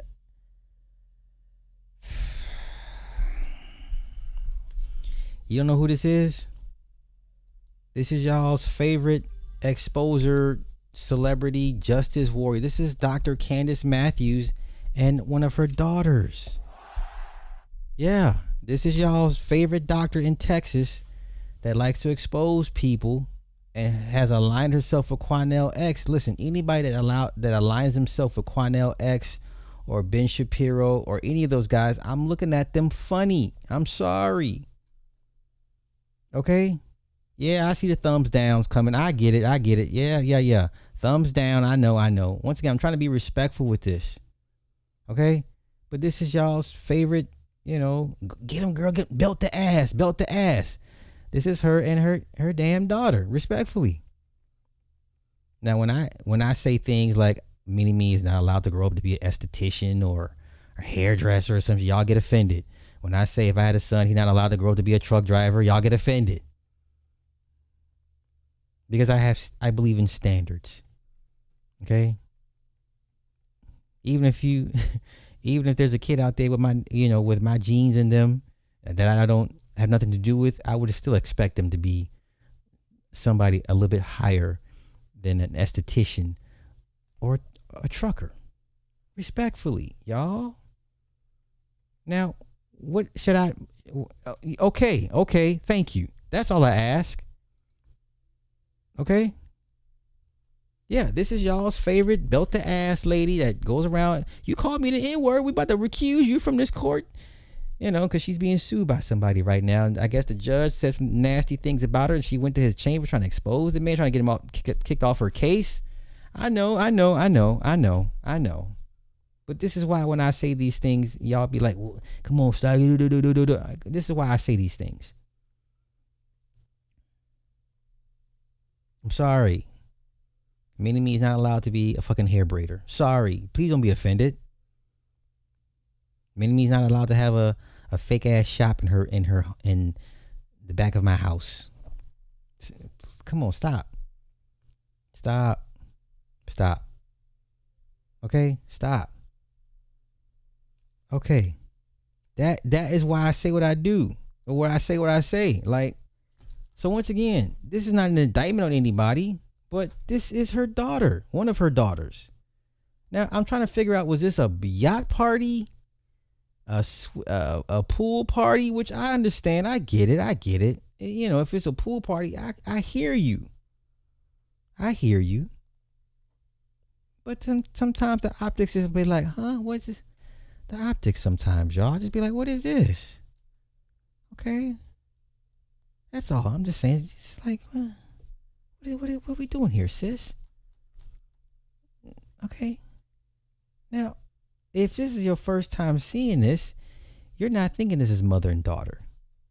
If this is your first time seeing this picture right here, this is not mother and daughter. You're like, that ain't them girlfriends.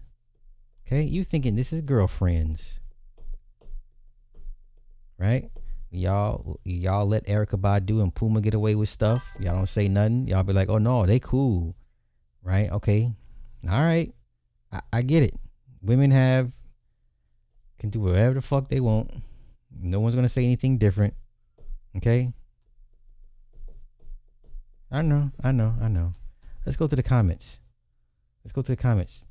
Yeah, this explains so much. That's why she be reading the fuck out of them. She looks like that one girl from NTTV. She pretty. Now it makes sense. And we love her on TV. Okay. Like mommy, like daughter. So beautiful. I hear you. Laughing explains why I love you. This my girl on Now TV. Yeah, okay, and now that's TV. Okay, it all makes sense now. Southern girl raised in California. Okay. I can't believe this. That's why she's so humble that mama don't play. I don't even know who she is. I guess her name's Renee. This is one of her daughters, yeah? So she was on NTTV. I just read off one of those apps that I have. Okay, she's on NTTV. Cool. That's her. Okay, so this is the daughter. So she's a TV personality. Gotcha. Oh, come on. Okay. I mean, I ain't trying to. Okay. So you're a TV person. Okay, so you got the typical look. You have the typical stripper aesthetic. There's no shade, but you have the typical stripper aesthetic that has been pushed down people's throats for the last 20 years. So everyone walks and talks and dresses like a stripper. Even the trans men walk and talk and dress like strippers. Okay? I'm not knocking. She's only 26. I hear you, man. She's 27. Okay. I'm not here to, I'm sorry, not my child. I'll just say that.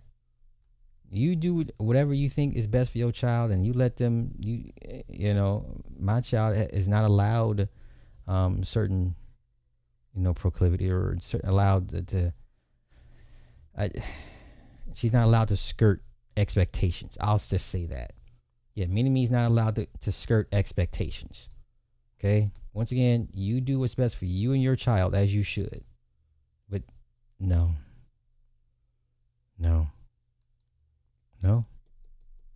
Sorry. I did. And people still give Erykah Badu and Puma a pass. And then Jason Black bitched up when DLC called him. He was all respectful then. Right? So you got a baby. You got a son. Huh. You got a son now. Now, clearly, I don't see no wedding ring, so she's not married. I know marriage is overrated, y'all. I know nobody wants to get. I know. I hear you. I get it. What is this? When I say I'm broke, that just mean I got money I don't want to spend. When I say I'm broke, that just mean I got money I don't want to spend. Okay, I hear you, sis. And she got her voice deeper than mine. I know. But Sly, you said you like husky. Yeah, that's not. Is that husky? Is this kind of husky? When I say I'm broke, that just mean I got money I don't want to spend. Okay, that's not husky to me. Dr. Doug, what's happening? Is this a husky voice to y'all? I'm not. Oh, hell no. Sly blaming and explain. Come on. Don't do me like that, bro. I'm just asking questions. Is this a husky voice? When I say I'm broke, that just mean I got money I don't want to spend. Hey man, once again, my child is not allowed to skirt certain expectations. Let's go here. Okay, I get it. Okay, I get it. I get it. She grown. She grown. Oh, she's in a TV show. Oh, look. Okay, okay. She in a music video. Okay. All right. Yeah, she's a baddie, right? Okay, baddie aesthetic. Okay. All right. Hey, man. I'm not here to make an indictment on anybody. Okay. I'm not here to make an indictment. Is her shape even natural? I mean, doesn't matter. I don't care. Doesn't matter. I don't care. Ooh, that's what she look like without the makeup. Ooh, witchcraft is real, y'all. That's what she look like without the makeup.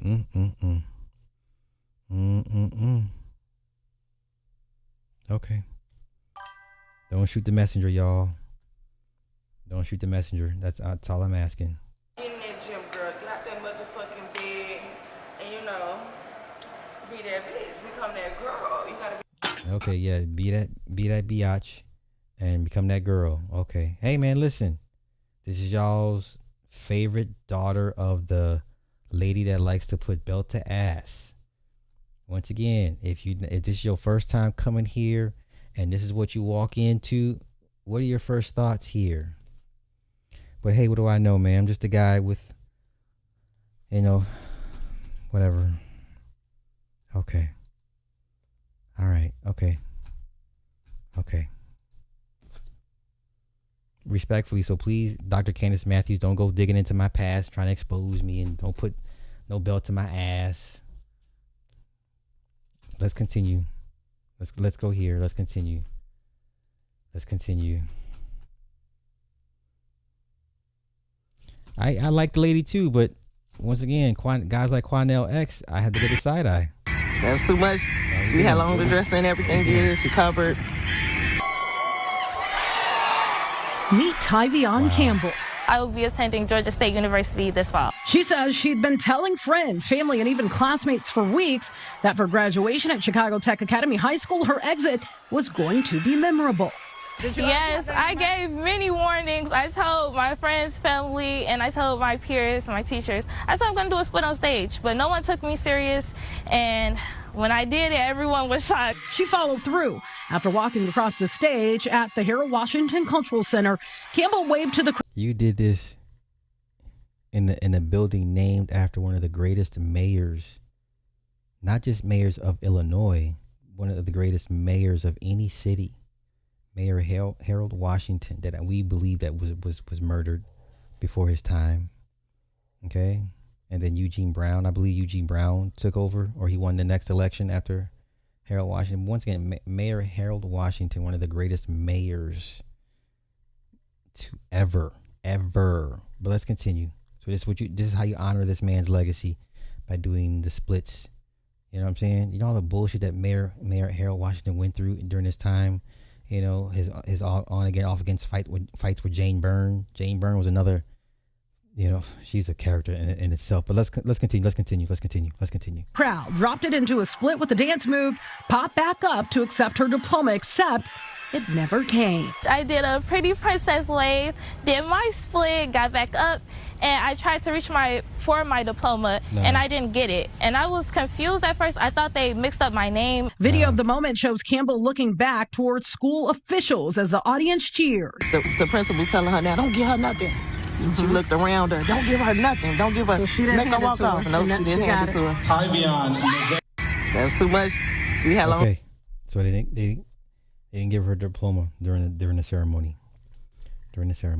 Okay. We are so far from the cross. She knew that was tasteless and ignorant. Y'all always doing ignorant shit for a moment of attention, then get upset when other people don't agree or give you a consequence. The problem is her parents supported it, and I keep telling y'all it starts at home. Wrong stage, girl. This generation does whatever it takes to go viral. This generation of young ones is fried. Social media does it every time. C got the attention she wanted. Okay. A split is one thing. Hitting a double on the D is totally different. It was the bounce and look back niece. But why are you doing that anyway? I don't understand why they can't celebrate graduating. It was very tacky. Y'all just gotta realize it's just certain shit you shouldn't do. It's literally a time and place for everything. Now they're going to start adding more detailed rules for graduation ceremonies. I remember they used to say hold the applause until we read all the names, but every time a black kid comes up, here comes those parents. Even though the administrator said, hey, hold all the applause until everyone's names are read. I know it's usually 13%. Okay, we literally used to just walk and grab the diploma. What be going on? My mama would have knocked me upside my head. Tired of it. That was more than a split, sister. I would have took her out. I would have took it out of her hand. Okay, she could have just did a regular split. She didn't have to twerk with it. Okay, look at this. At the end of the day, it's her diploma, and give it to her. She earned it. They just mad that she graduated and it's no longer under their control. Okay. All right, man. Okay. Let's go here. Another example of why Drake is the GOAT of hip hop and has been. Okay. Drake is one of the reasons why you even got the damn Euphoria show to begin with. And I got some Euphoria rants I want to get off real quick. So let's go here. One of the other things John and I have in common is a deep scholarly professional relationship with Drake and the work of Drake, who is an executive producer on this show. I'm curious, as we eat these Doritos, what he was like as a collaborator, how hands-on he was. Does he give notes? Yeah, did he ever give a note that you enacted? That's a very small chip. I figured I feel like I'm You want me to get up? He wants you to take a full. I just want one a full something chip. close to a full triangle. There we go. No, look, Drake had gotten a hold of the scripts, very early on into the process. And, this is when HBO was, they still weren't sure about the show. And, we were pushing some boundaries. And he said, I want to come on as we'd bring our guests into it. As a producer, I want to come on as an EP. And he brought a level of confidence to HBO that I will forever be grateful for. I think, that they couldn't believe that Drake was coming on, and he was more involved in promotional and marketing aspects of it as opposed to. That's why they were able to do that trash ass show, The Idol, because he was an executive producer of that show as well. But let's continue. Another producer is giving notes, I always imagined this character would do this, Sure, but he knew how to sell it. Yeah. And you need your champions to kind of, to give other people confidence. And he was a champion. As a producer, I want to come on. Okay. Now, last Euphoria rant, and I will never speak on this show ever again. So the reason why Bishop did not kill Ali after Ali killed Alamo. You want to know why? Because Bishop's younger brother was one of Ali's sponsorees. Ali at one point in the Euphoria universe sponsored Bishop's younger brother. Of course, he died of an overdose. And that's why Bishop let Ali go and said, may God be with you or something like that. But you wouldn't know that because they cut the damn scene. Because you watch that final episode, it made no sense for Bishop to all of a sudden go crazy over Maddie and turn on Alamo over a new piece of ass. And then this whole season, Bishop was never presented as one. He was really into women. He was like about his business, very stoic, very almost like a Muslim, had a Muslim aesthetic to him. Very quiet, very stoic, walked softly, carried a big stick, said that, didn't waste words. Okay, never gave no indicators that he would be the snake that turn on Alamo, right? But you wouldn't know that because they cut the damn scene. stupid. Sam Levinson is an idiot. Oh my God.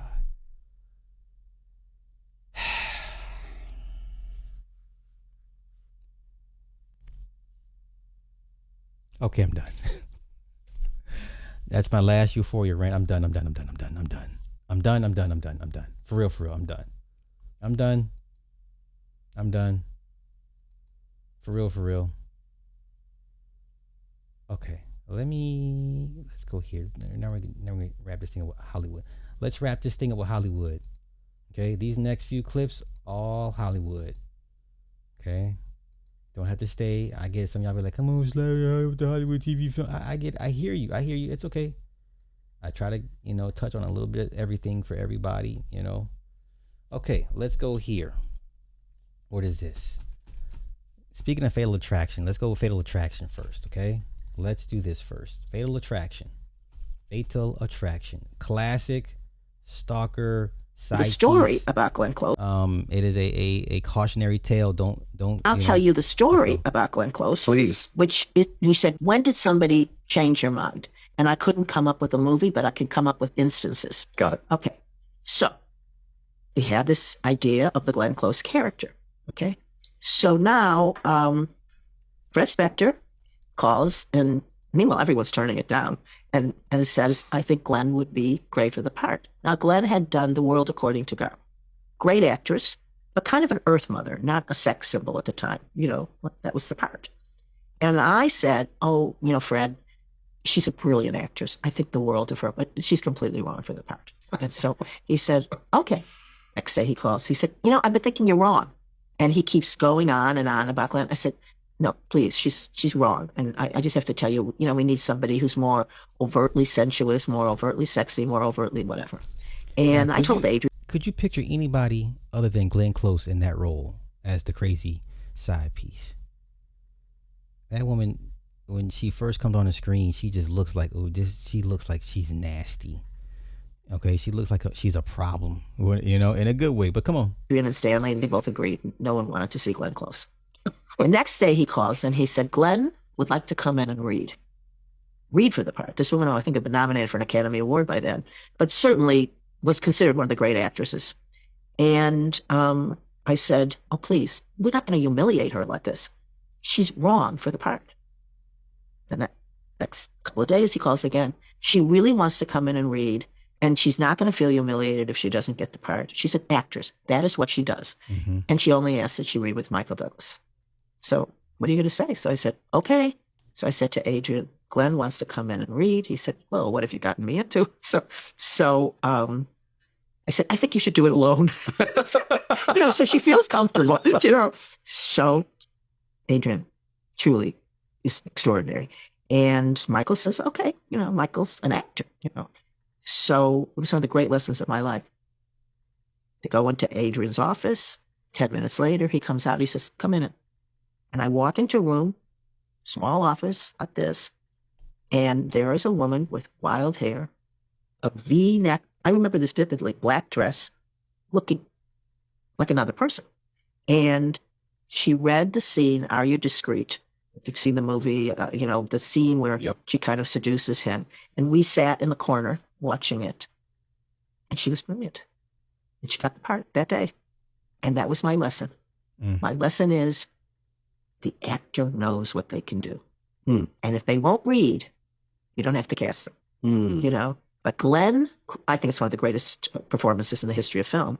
Glenn knew that she was right. We didn't, because she's an actress. We had only seen her do one thing. That was our problem.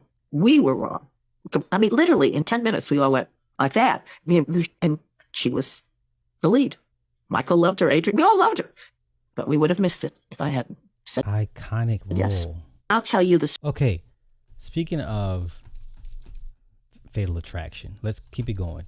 There was an alternate scene that they decided not to use as the other ending. You remember how the original ending goes? They're in the bathtub fighting. Michael's character assumes that he drowned her in the tub, and she gets back up, and the wife shoots her. But there's an alternate ending. Okay, let's go to the alternate ending, shall we? This is the alternate ending of Fatal Attraction.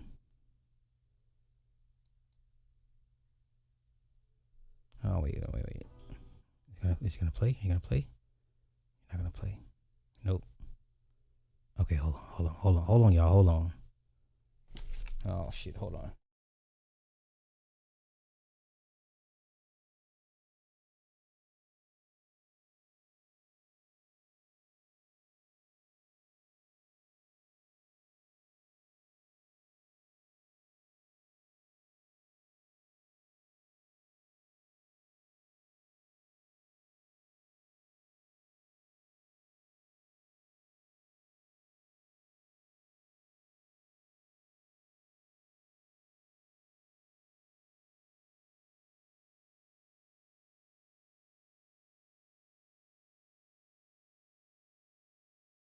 Okay, my bad. Okay, let me go to it.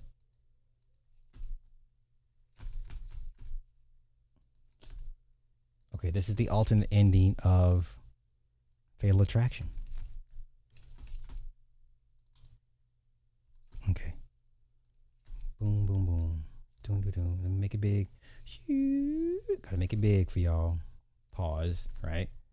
As the youngins would say, pause. Okay. All right. This is the alternate ending of Fatal Attraction. Enjoy. Let's go.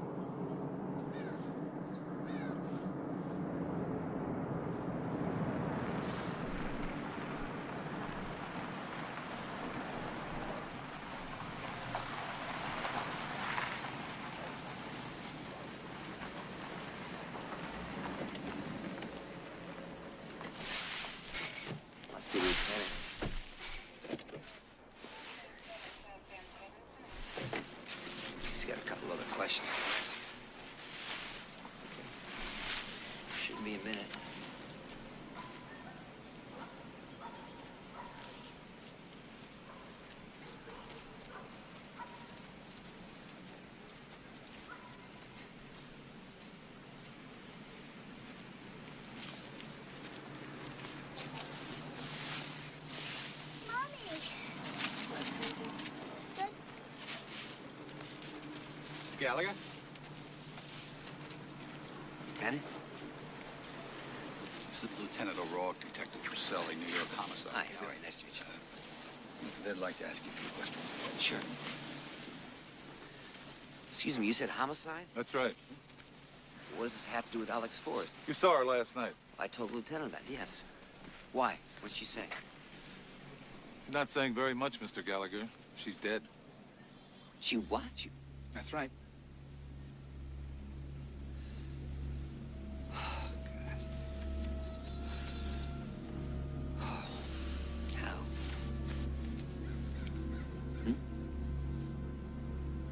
Well, how did she...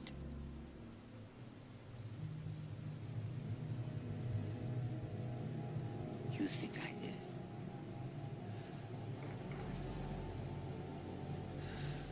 Oh, Jesus. I think they should have went with this ending.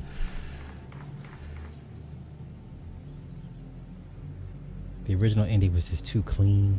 It was too nice, too perfect.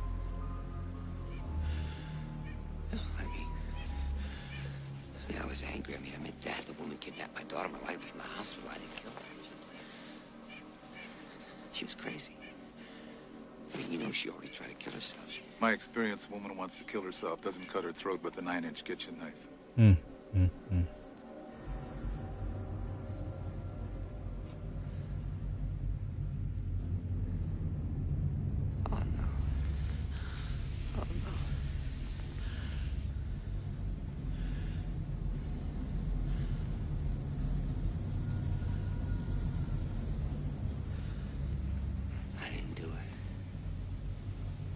In that case, all we have to do is check your fingerprints against the murder weapon.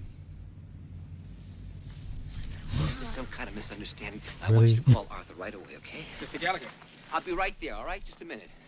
His number's upstairs in my book. Tell him what's happened, and then I need Gallagher, him. let's do it really high. Alex Forrest is dead. I'm sorry, your husband's under arrest. Wait just a goddamn minute. Where did he get away? Alan, you go back. You go back in the house All right, right honey, now. just please do what I said. Do what I said, all right? Call Arthur. I want to go with you. Please stand back from the car, lady, please.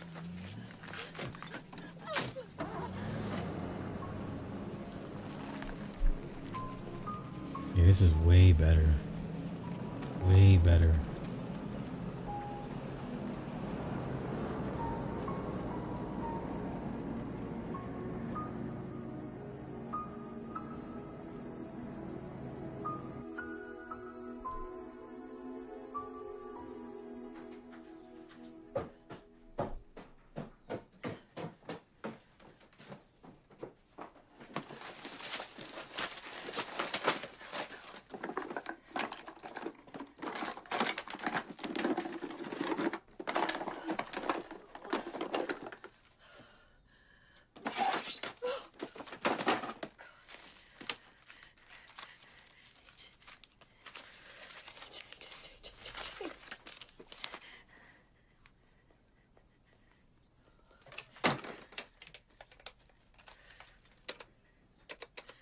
Isn't it weird not seeing a cell phone or a laptop? Come on, Arthur. Please.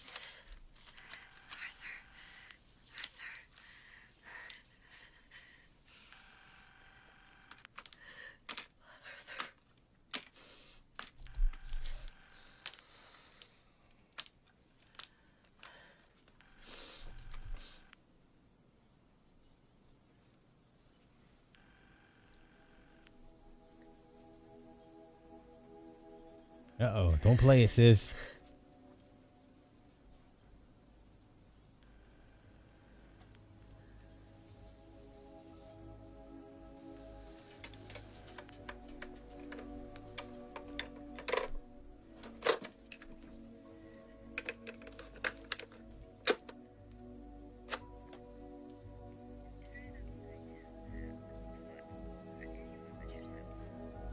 Nothing else left for me, Dan.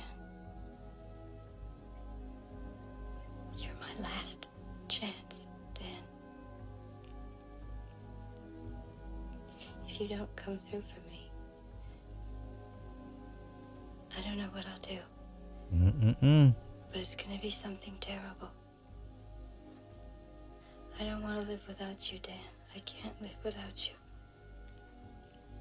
But when you push me away, you give me no other choice. I don't know what I'll do. I can't live without you. I'll just cut deeper next time. I'll kill myself. I will. Because remember the scene where he, I don't you know, wanna she live without you, hit, Dan. I she hit her can't live wrist. without you. But when you push me away, you give me no other choice. I'll just cut deeper next time. I'll kill myself. I will.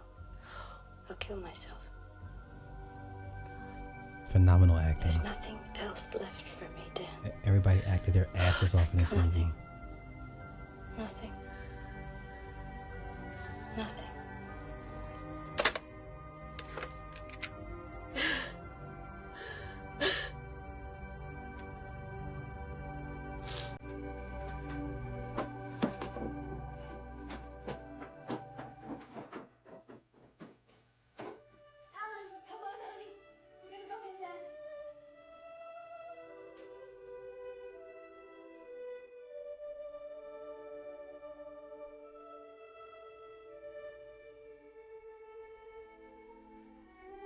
Totally right.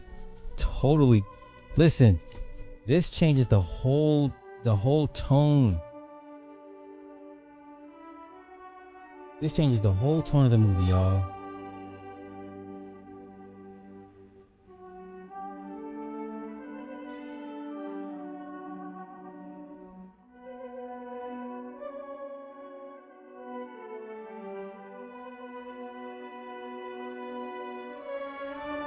Changes this. It's an entirely different movie. It's an entirely different movie. I can't even watch it the same after seeing that ending. The alternate. They should have went with that ending. Way darker. Way darker. I love it. I love it. I love it. Okay. We're gonna wrap this thing up with some Hollywood stuff and we'll get up out of here.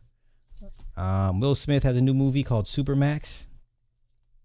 I want this. I'm stoked for this. Amazon coming. Listen, Amazon has so much fucking money. I don't know who has more money between Amazon, Paramount, and Disney, but Will Smith's new movie. This looks good. It sounds good. Halloween, y'all. $70 million.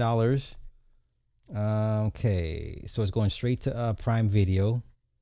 All right, let's go here. Let's go here. Let's go here. Wait.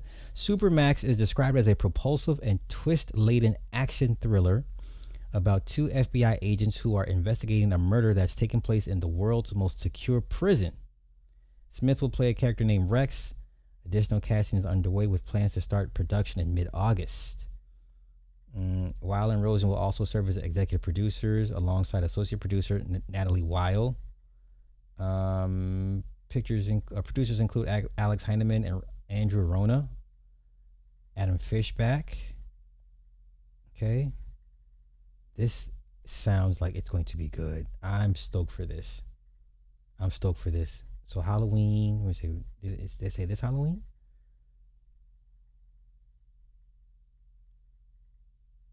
Okay, it shoots in August. It'll be done. Okay, Halloween, y'all. Halloween. I'm here for it.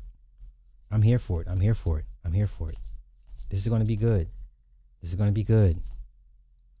Yeah, Will stay working. Will stays working. Okay. Another reimagining I'm stoked for, but Zack Snyder is doing the reimagining of Escape from New York. People were already calling for Wyatt Russell to be the new Snake Plissken, to take over from his dad. I don't think anybody else could. I don't know another better casting than his son Wyatt Russell. But I'm here for it. I want this. I just think Zach needs a writer. Or needs a full-time writer to help him flesh out his stories. Because Zach is going to write, direct, and produce this thing, I believe. Yeah, set to write and direct the remake or reimagining of Escape from New York. Once again, I can't pick a better visual director for a movie like this. Like visually, I mean, Zach is one of the greatest visual directors ever. I said visual. All right. This came out back in 1981. Went through several attempts to remake this thing, but okay. So he's already bringing on. Nope. Okay. So as of right now, that's what we got. Okay. I'm a fan of Zach's work. I know there's things he needs. Too many slow-mo shots. He needs a full-time, Chris Terrio, David Goyer-esque type of writer on standby to help flesh out his screenplays. But I'm stoked for this, man. Shit. Oh, Charlie Hunnam. Okay, I like that. Yeah, Charlie Hunnam and Snake Plissken. That would be that's a great casting. Yeah, good one. Yeah, Zach, Charlie Hunnam as Snake Plissken. That would be dope. Okay. Let me see. We're almost out of here, y'all. Almost out of here.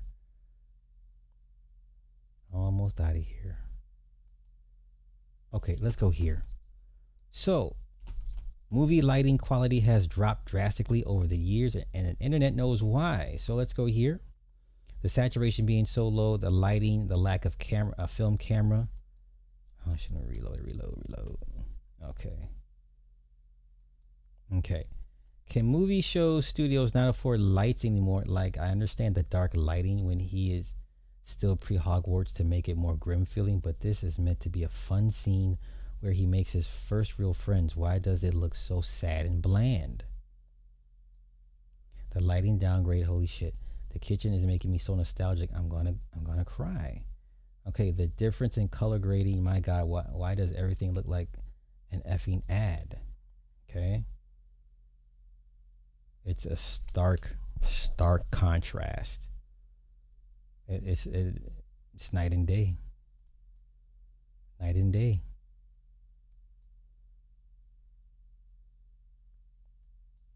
And this is the industry itself. It's just not a select few movies. This is industry, the new industry standard. So it goes. The short answer is a combination of things. The shift from film to digital cameras removed the natural warmth and grain that gave older movies their texture. Streaming platforms pushed cinematographers towards brighter, flatter images that look acceptable on every screen, from a phone to a TV. And the rise of a specific color grading trend, boosting teal shadows and orange skin tones, became so default that it flattered every genre into the same visual palette. The longer answer is that budgets got tighter, production timelines got shorter, and the art of lighting in a scene, the painstaking hour-by-hour work of making light feel alive, got quietly deprioritized in favor of fixing everything in post. That's a slang that people like to say, we'll just fix it in post. We'll fix it in post. Okay? That's a common Hollywood saying. We'll fix it in post. Let's go here. This made me happy. Philip Michael Thomas played Tubbs on perhaps the greatest TV show ever for 5 seasons, Miami Vice. This is what he looks like now. I think he's in his late 70s. This is one of his kids, okay? This man looks like a straight up Rastafari, okay? This is his son. Help me wish my dad a happy 77th birthday. One thing I've always appreciated is that every person I've ever met who's crossed paths with him has had something kind to say about the way he treated them. In a world where people remember how you made them feel, like I've always said this, be careful of how you make people feel. That's a legacy in itself, and it's something I've always admired and tried to carry with me. Love you, Pops. All right? That's the daddy. Okay? GQ Smooth. My man, oh shit. Oh, what's happening, Prophet of Thought? P.O. Teapot, what's happening? Thank you for the attention. I appreciate that, brother. Yes, sir. Yes, sir. Hey. Teapot, I know you don't want to hear this. I know you don't want to hear this. I know you got better things to do. I know you got them big ass dogs to feed and stuff. I know you got your business to run. I understand. Hear me out. Hear me out. I think you need to reconsider bringing back the platform, the debates, because I have a sneaking suspicion that a former content creator that helped create the panel debates is going to come back with a whole new cast.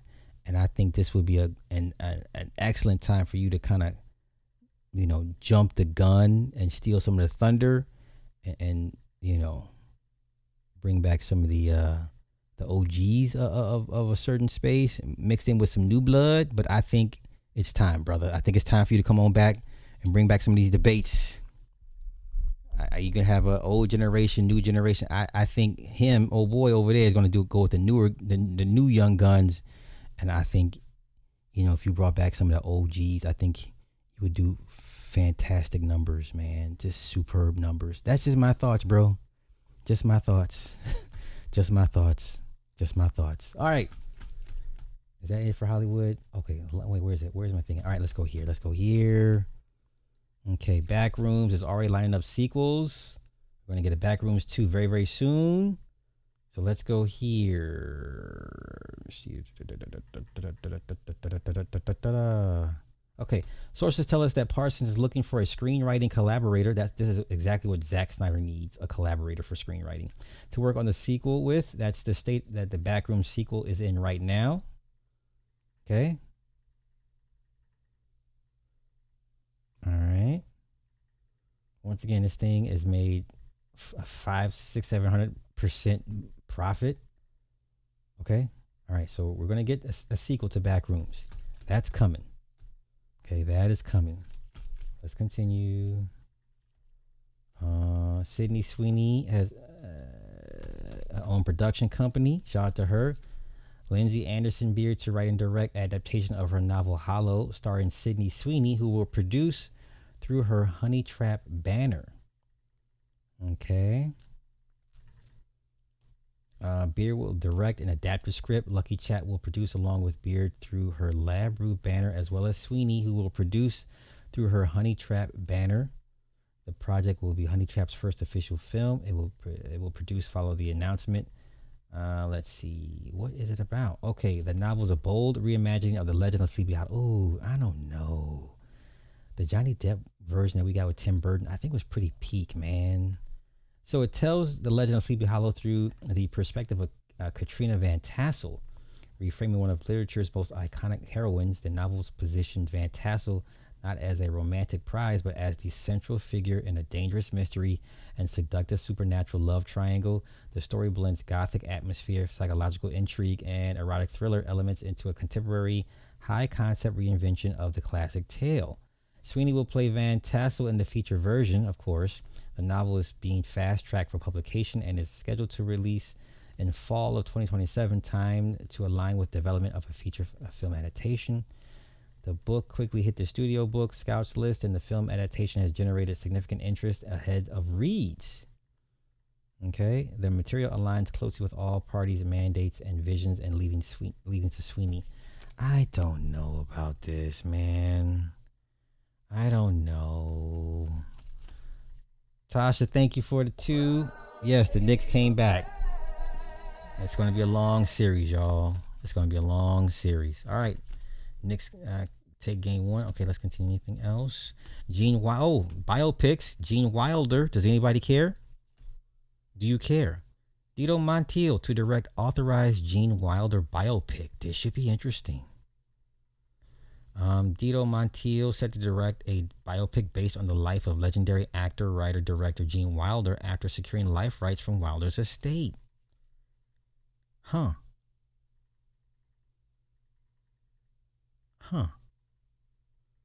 Who are you going to cast as Richard Pryor during that time when they filmed Brewster's Millions? Okay.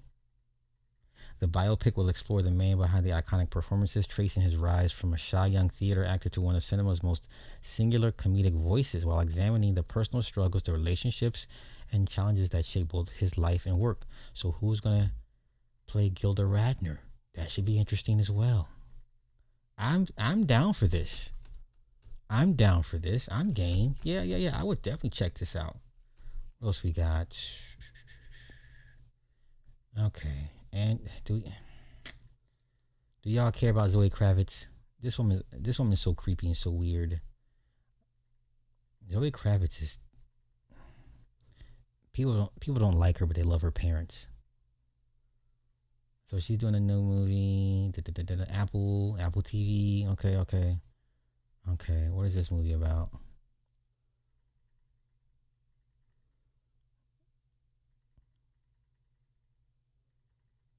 Okay, so she got a bunch of stuff coming out. Okay, I don't care about Zoe Kravitz like that, y'all. She's just too weird. I mean, she's even weirder than her parents, and that's pretty weird. Okay,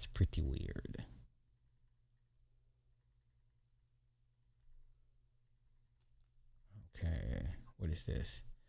Okay, do you care? Did you watch this? War Machine's getting a sequel.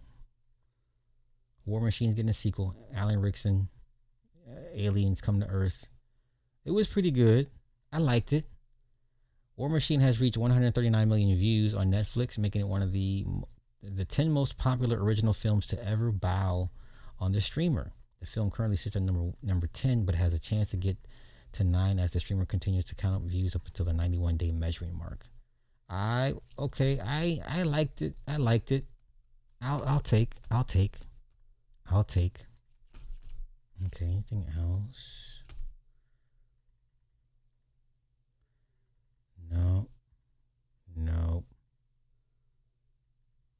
No.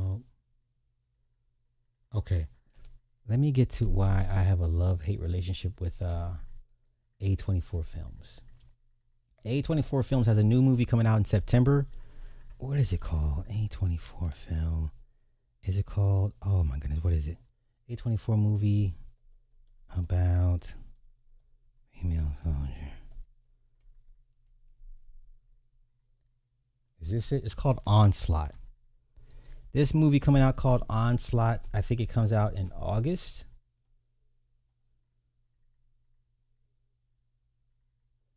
I can't. I can't. So you want me to believe? So let me give you the basic premise of this movie Onslaught. This is why I have a love-hate relationship with A24. A24 used to care, and it was a very auteur, very boutique, very niche. And now they got a bunch of money and a bunch of wins hardware behind them. Now they're going the same path of the major studios. So this movie is about basically a former female combat soldier veteran that takes on a bunch of super genetically modified, enhanced super soldiers. Did you not learn from Ballerina? Did you not learn from Proud Mary? Nobody wants to see these movies where the impossible happens, where the 5'2", 100-pound woman takes on and kills 6'2", 6'3", 6'4", 250-pound men. Nobody wants this. I don't care about Cassie. I'm sorry, it just doesn't interest me. It doesn't interest me. Let's go here. This is A24's next slop. This is slop. I don't want to go see this. I'm not paying money to see this dumbass shit. This is why I just... A24 used to be beautiful. A24 used to put out movies that mattered, you know. Now they just, like any other studio. Okay, we want to make money. Let's go. How long has it been here, Celeste? You need to get over your shit, soldier. I like it here. It's safe. Look, I got an emergency meeting. You're up, Mom. Oh, is that Sophia Boutella? Still, nonetheless, nobody wants to watch this. No. It's a burrito. Eat a burrito. See, it's a purple heart, y'all. A purple heart. Okay. With your hands. Like this. Quiet. Big bite. That's my bro. This is the second time that Black Hawk has gone over us today. They're up to something in the desert north of here. Some kind of secret base or some shit. What you are witnessing here is the human equivalent of a heat-seeking missile. Perfect soldier.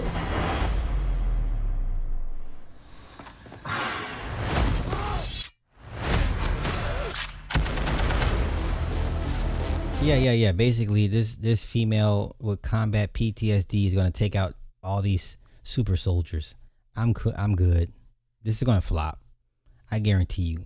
Not to worry. We're going to watch we'll keep track of the box office, but this movie's going to flop. I have no interest or desire to see this. This is why A24 is just like the rest of them. Just slop. Would you mind telling me what I'm up against tonight? We're set out to create an ideal combatant. To be deployed against the domestic populace. Now, to be fair, this is similar to Universal Soldier with Jean-Claude Van Damme and Dolph Lundgren. It's got some Universal Soldier-esque vibes to it. I get all that, but you want me to, once again, suspend disbelief. This little bitty woman is going to take out these group of badass fucking space marines, you know? A condition to kill until they are stopped. Do you have any practical advice for engagement? Use your best judgment and cover our tracks. Don't be afraid. We're your government. Where are you going? Go to your room. Get under the bed. Mama needs to get her guns. Oh, here we go.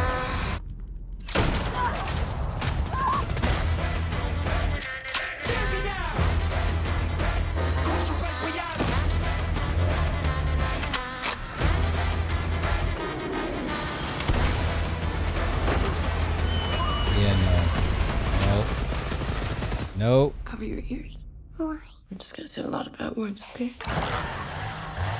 You little bitch! Ooh, this is trash. From Trailer Park, motherfucker! Hey, LeVar Burton. This is trash. Michael Bihn's in this one. That Reginald Vale Johnson. Interesting. Okay, that's who that was. Okay. No. This is slop. Nobody cares. Nobody cares, bro. Nobody's gonna go see that dumbass shit. All right, I think I got everything covered.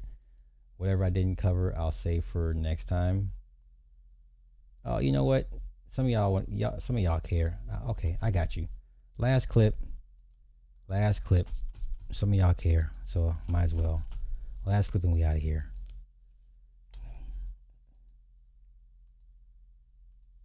You can see the first date, man. There's a lot of safe stuff. Oh my God. None of that ain't got nothing to do with none of the parts.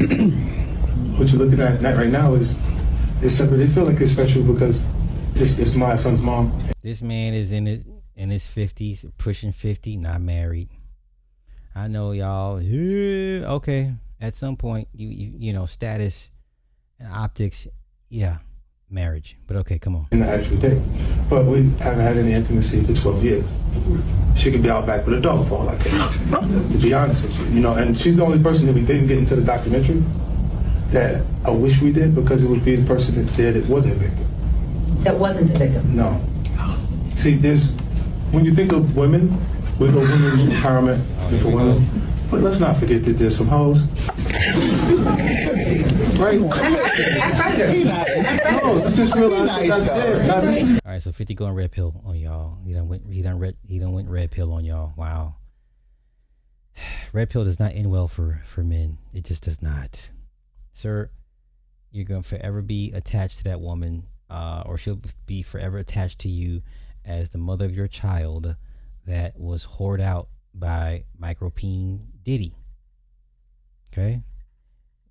Sire is not built like for this like you. Okay? You may legit not care, but Sire cares. Who's the primary custodian of the boy? It's the mama, y'all. The mama is the primary custodian, unless they done went to court and he got his kid back, which I don't think he did, because we heard news about that already. But for the most of that boy's life, he's been under his mama. Okay, Sire not built like 50, but come on. Come on. So there's people that are there and they're looking for these things. Like they look for that. So she's just getting what she actually would. Have you met at the present moment? Check out the OnlyFans, man. It's up 85%. Okay, why are you checking her OnlyFans growth? Why do you care? I thought you didn't care, but you care. You care enough to track her OnlyFans growth and progression, but you don't care. Okay, listen, 50's a cancer, I'm a cancer. Okay, we on the outside, we don't give a fuck. But there are moments when we're like, damn. Okay, we do have those moments, few and far between. But yeah, he's not immune to this. Ooh, well, let's talk about it. Works if she's a kid and what she's after. Trust me. I just want to say about Daphne that we did reach out to Daphne. She was not in the film for her. That was her own choice to not be in this film. Okay, these men out here, 50 years old, 40 years old, talking about they newly discovered passport bros, and not worried about the baby mama's OnlyFans, but then you care about the OnlyFans, the baby mama's OnlyFans. Like, what do we? Come on, which one is it, y'all? Which one is it? Which one is it? Y'all picking y'all time to turn it off and turn it on. That's not how this works. All right, that's all I got. That's all I got. Uh-oh. Sir Gunplay's in the building. That's all I got, y'all. Until tomorrow. Oh, tomorrow at softball practice. Woo! Tomorrow's my first day of our team softball practice, so I will be late. It'll be late for me coming on, but nonetheless, I will be here tomorrow after practice. So I'm gonna get out of here. Thank y'all for coming through as always, and we'll do this again tomorrow. Y'all have a good night. I will do the same.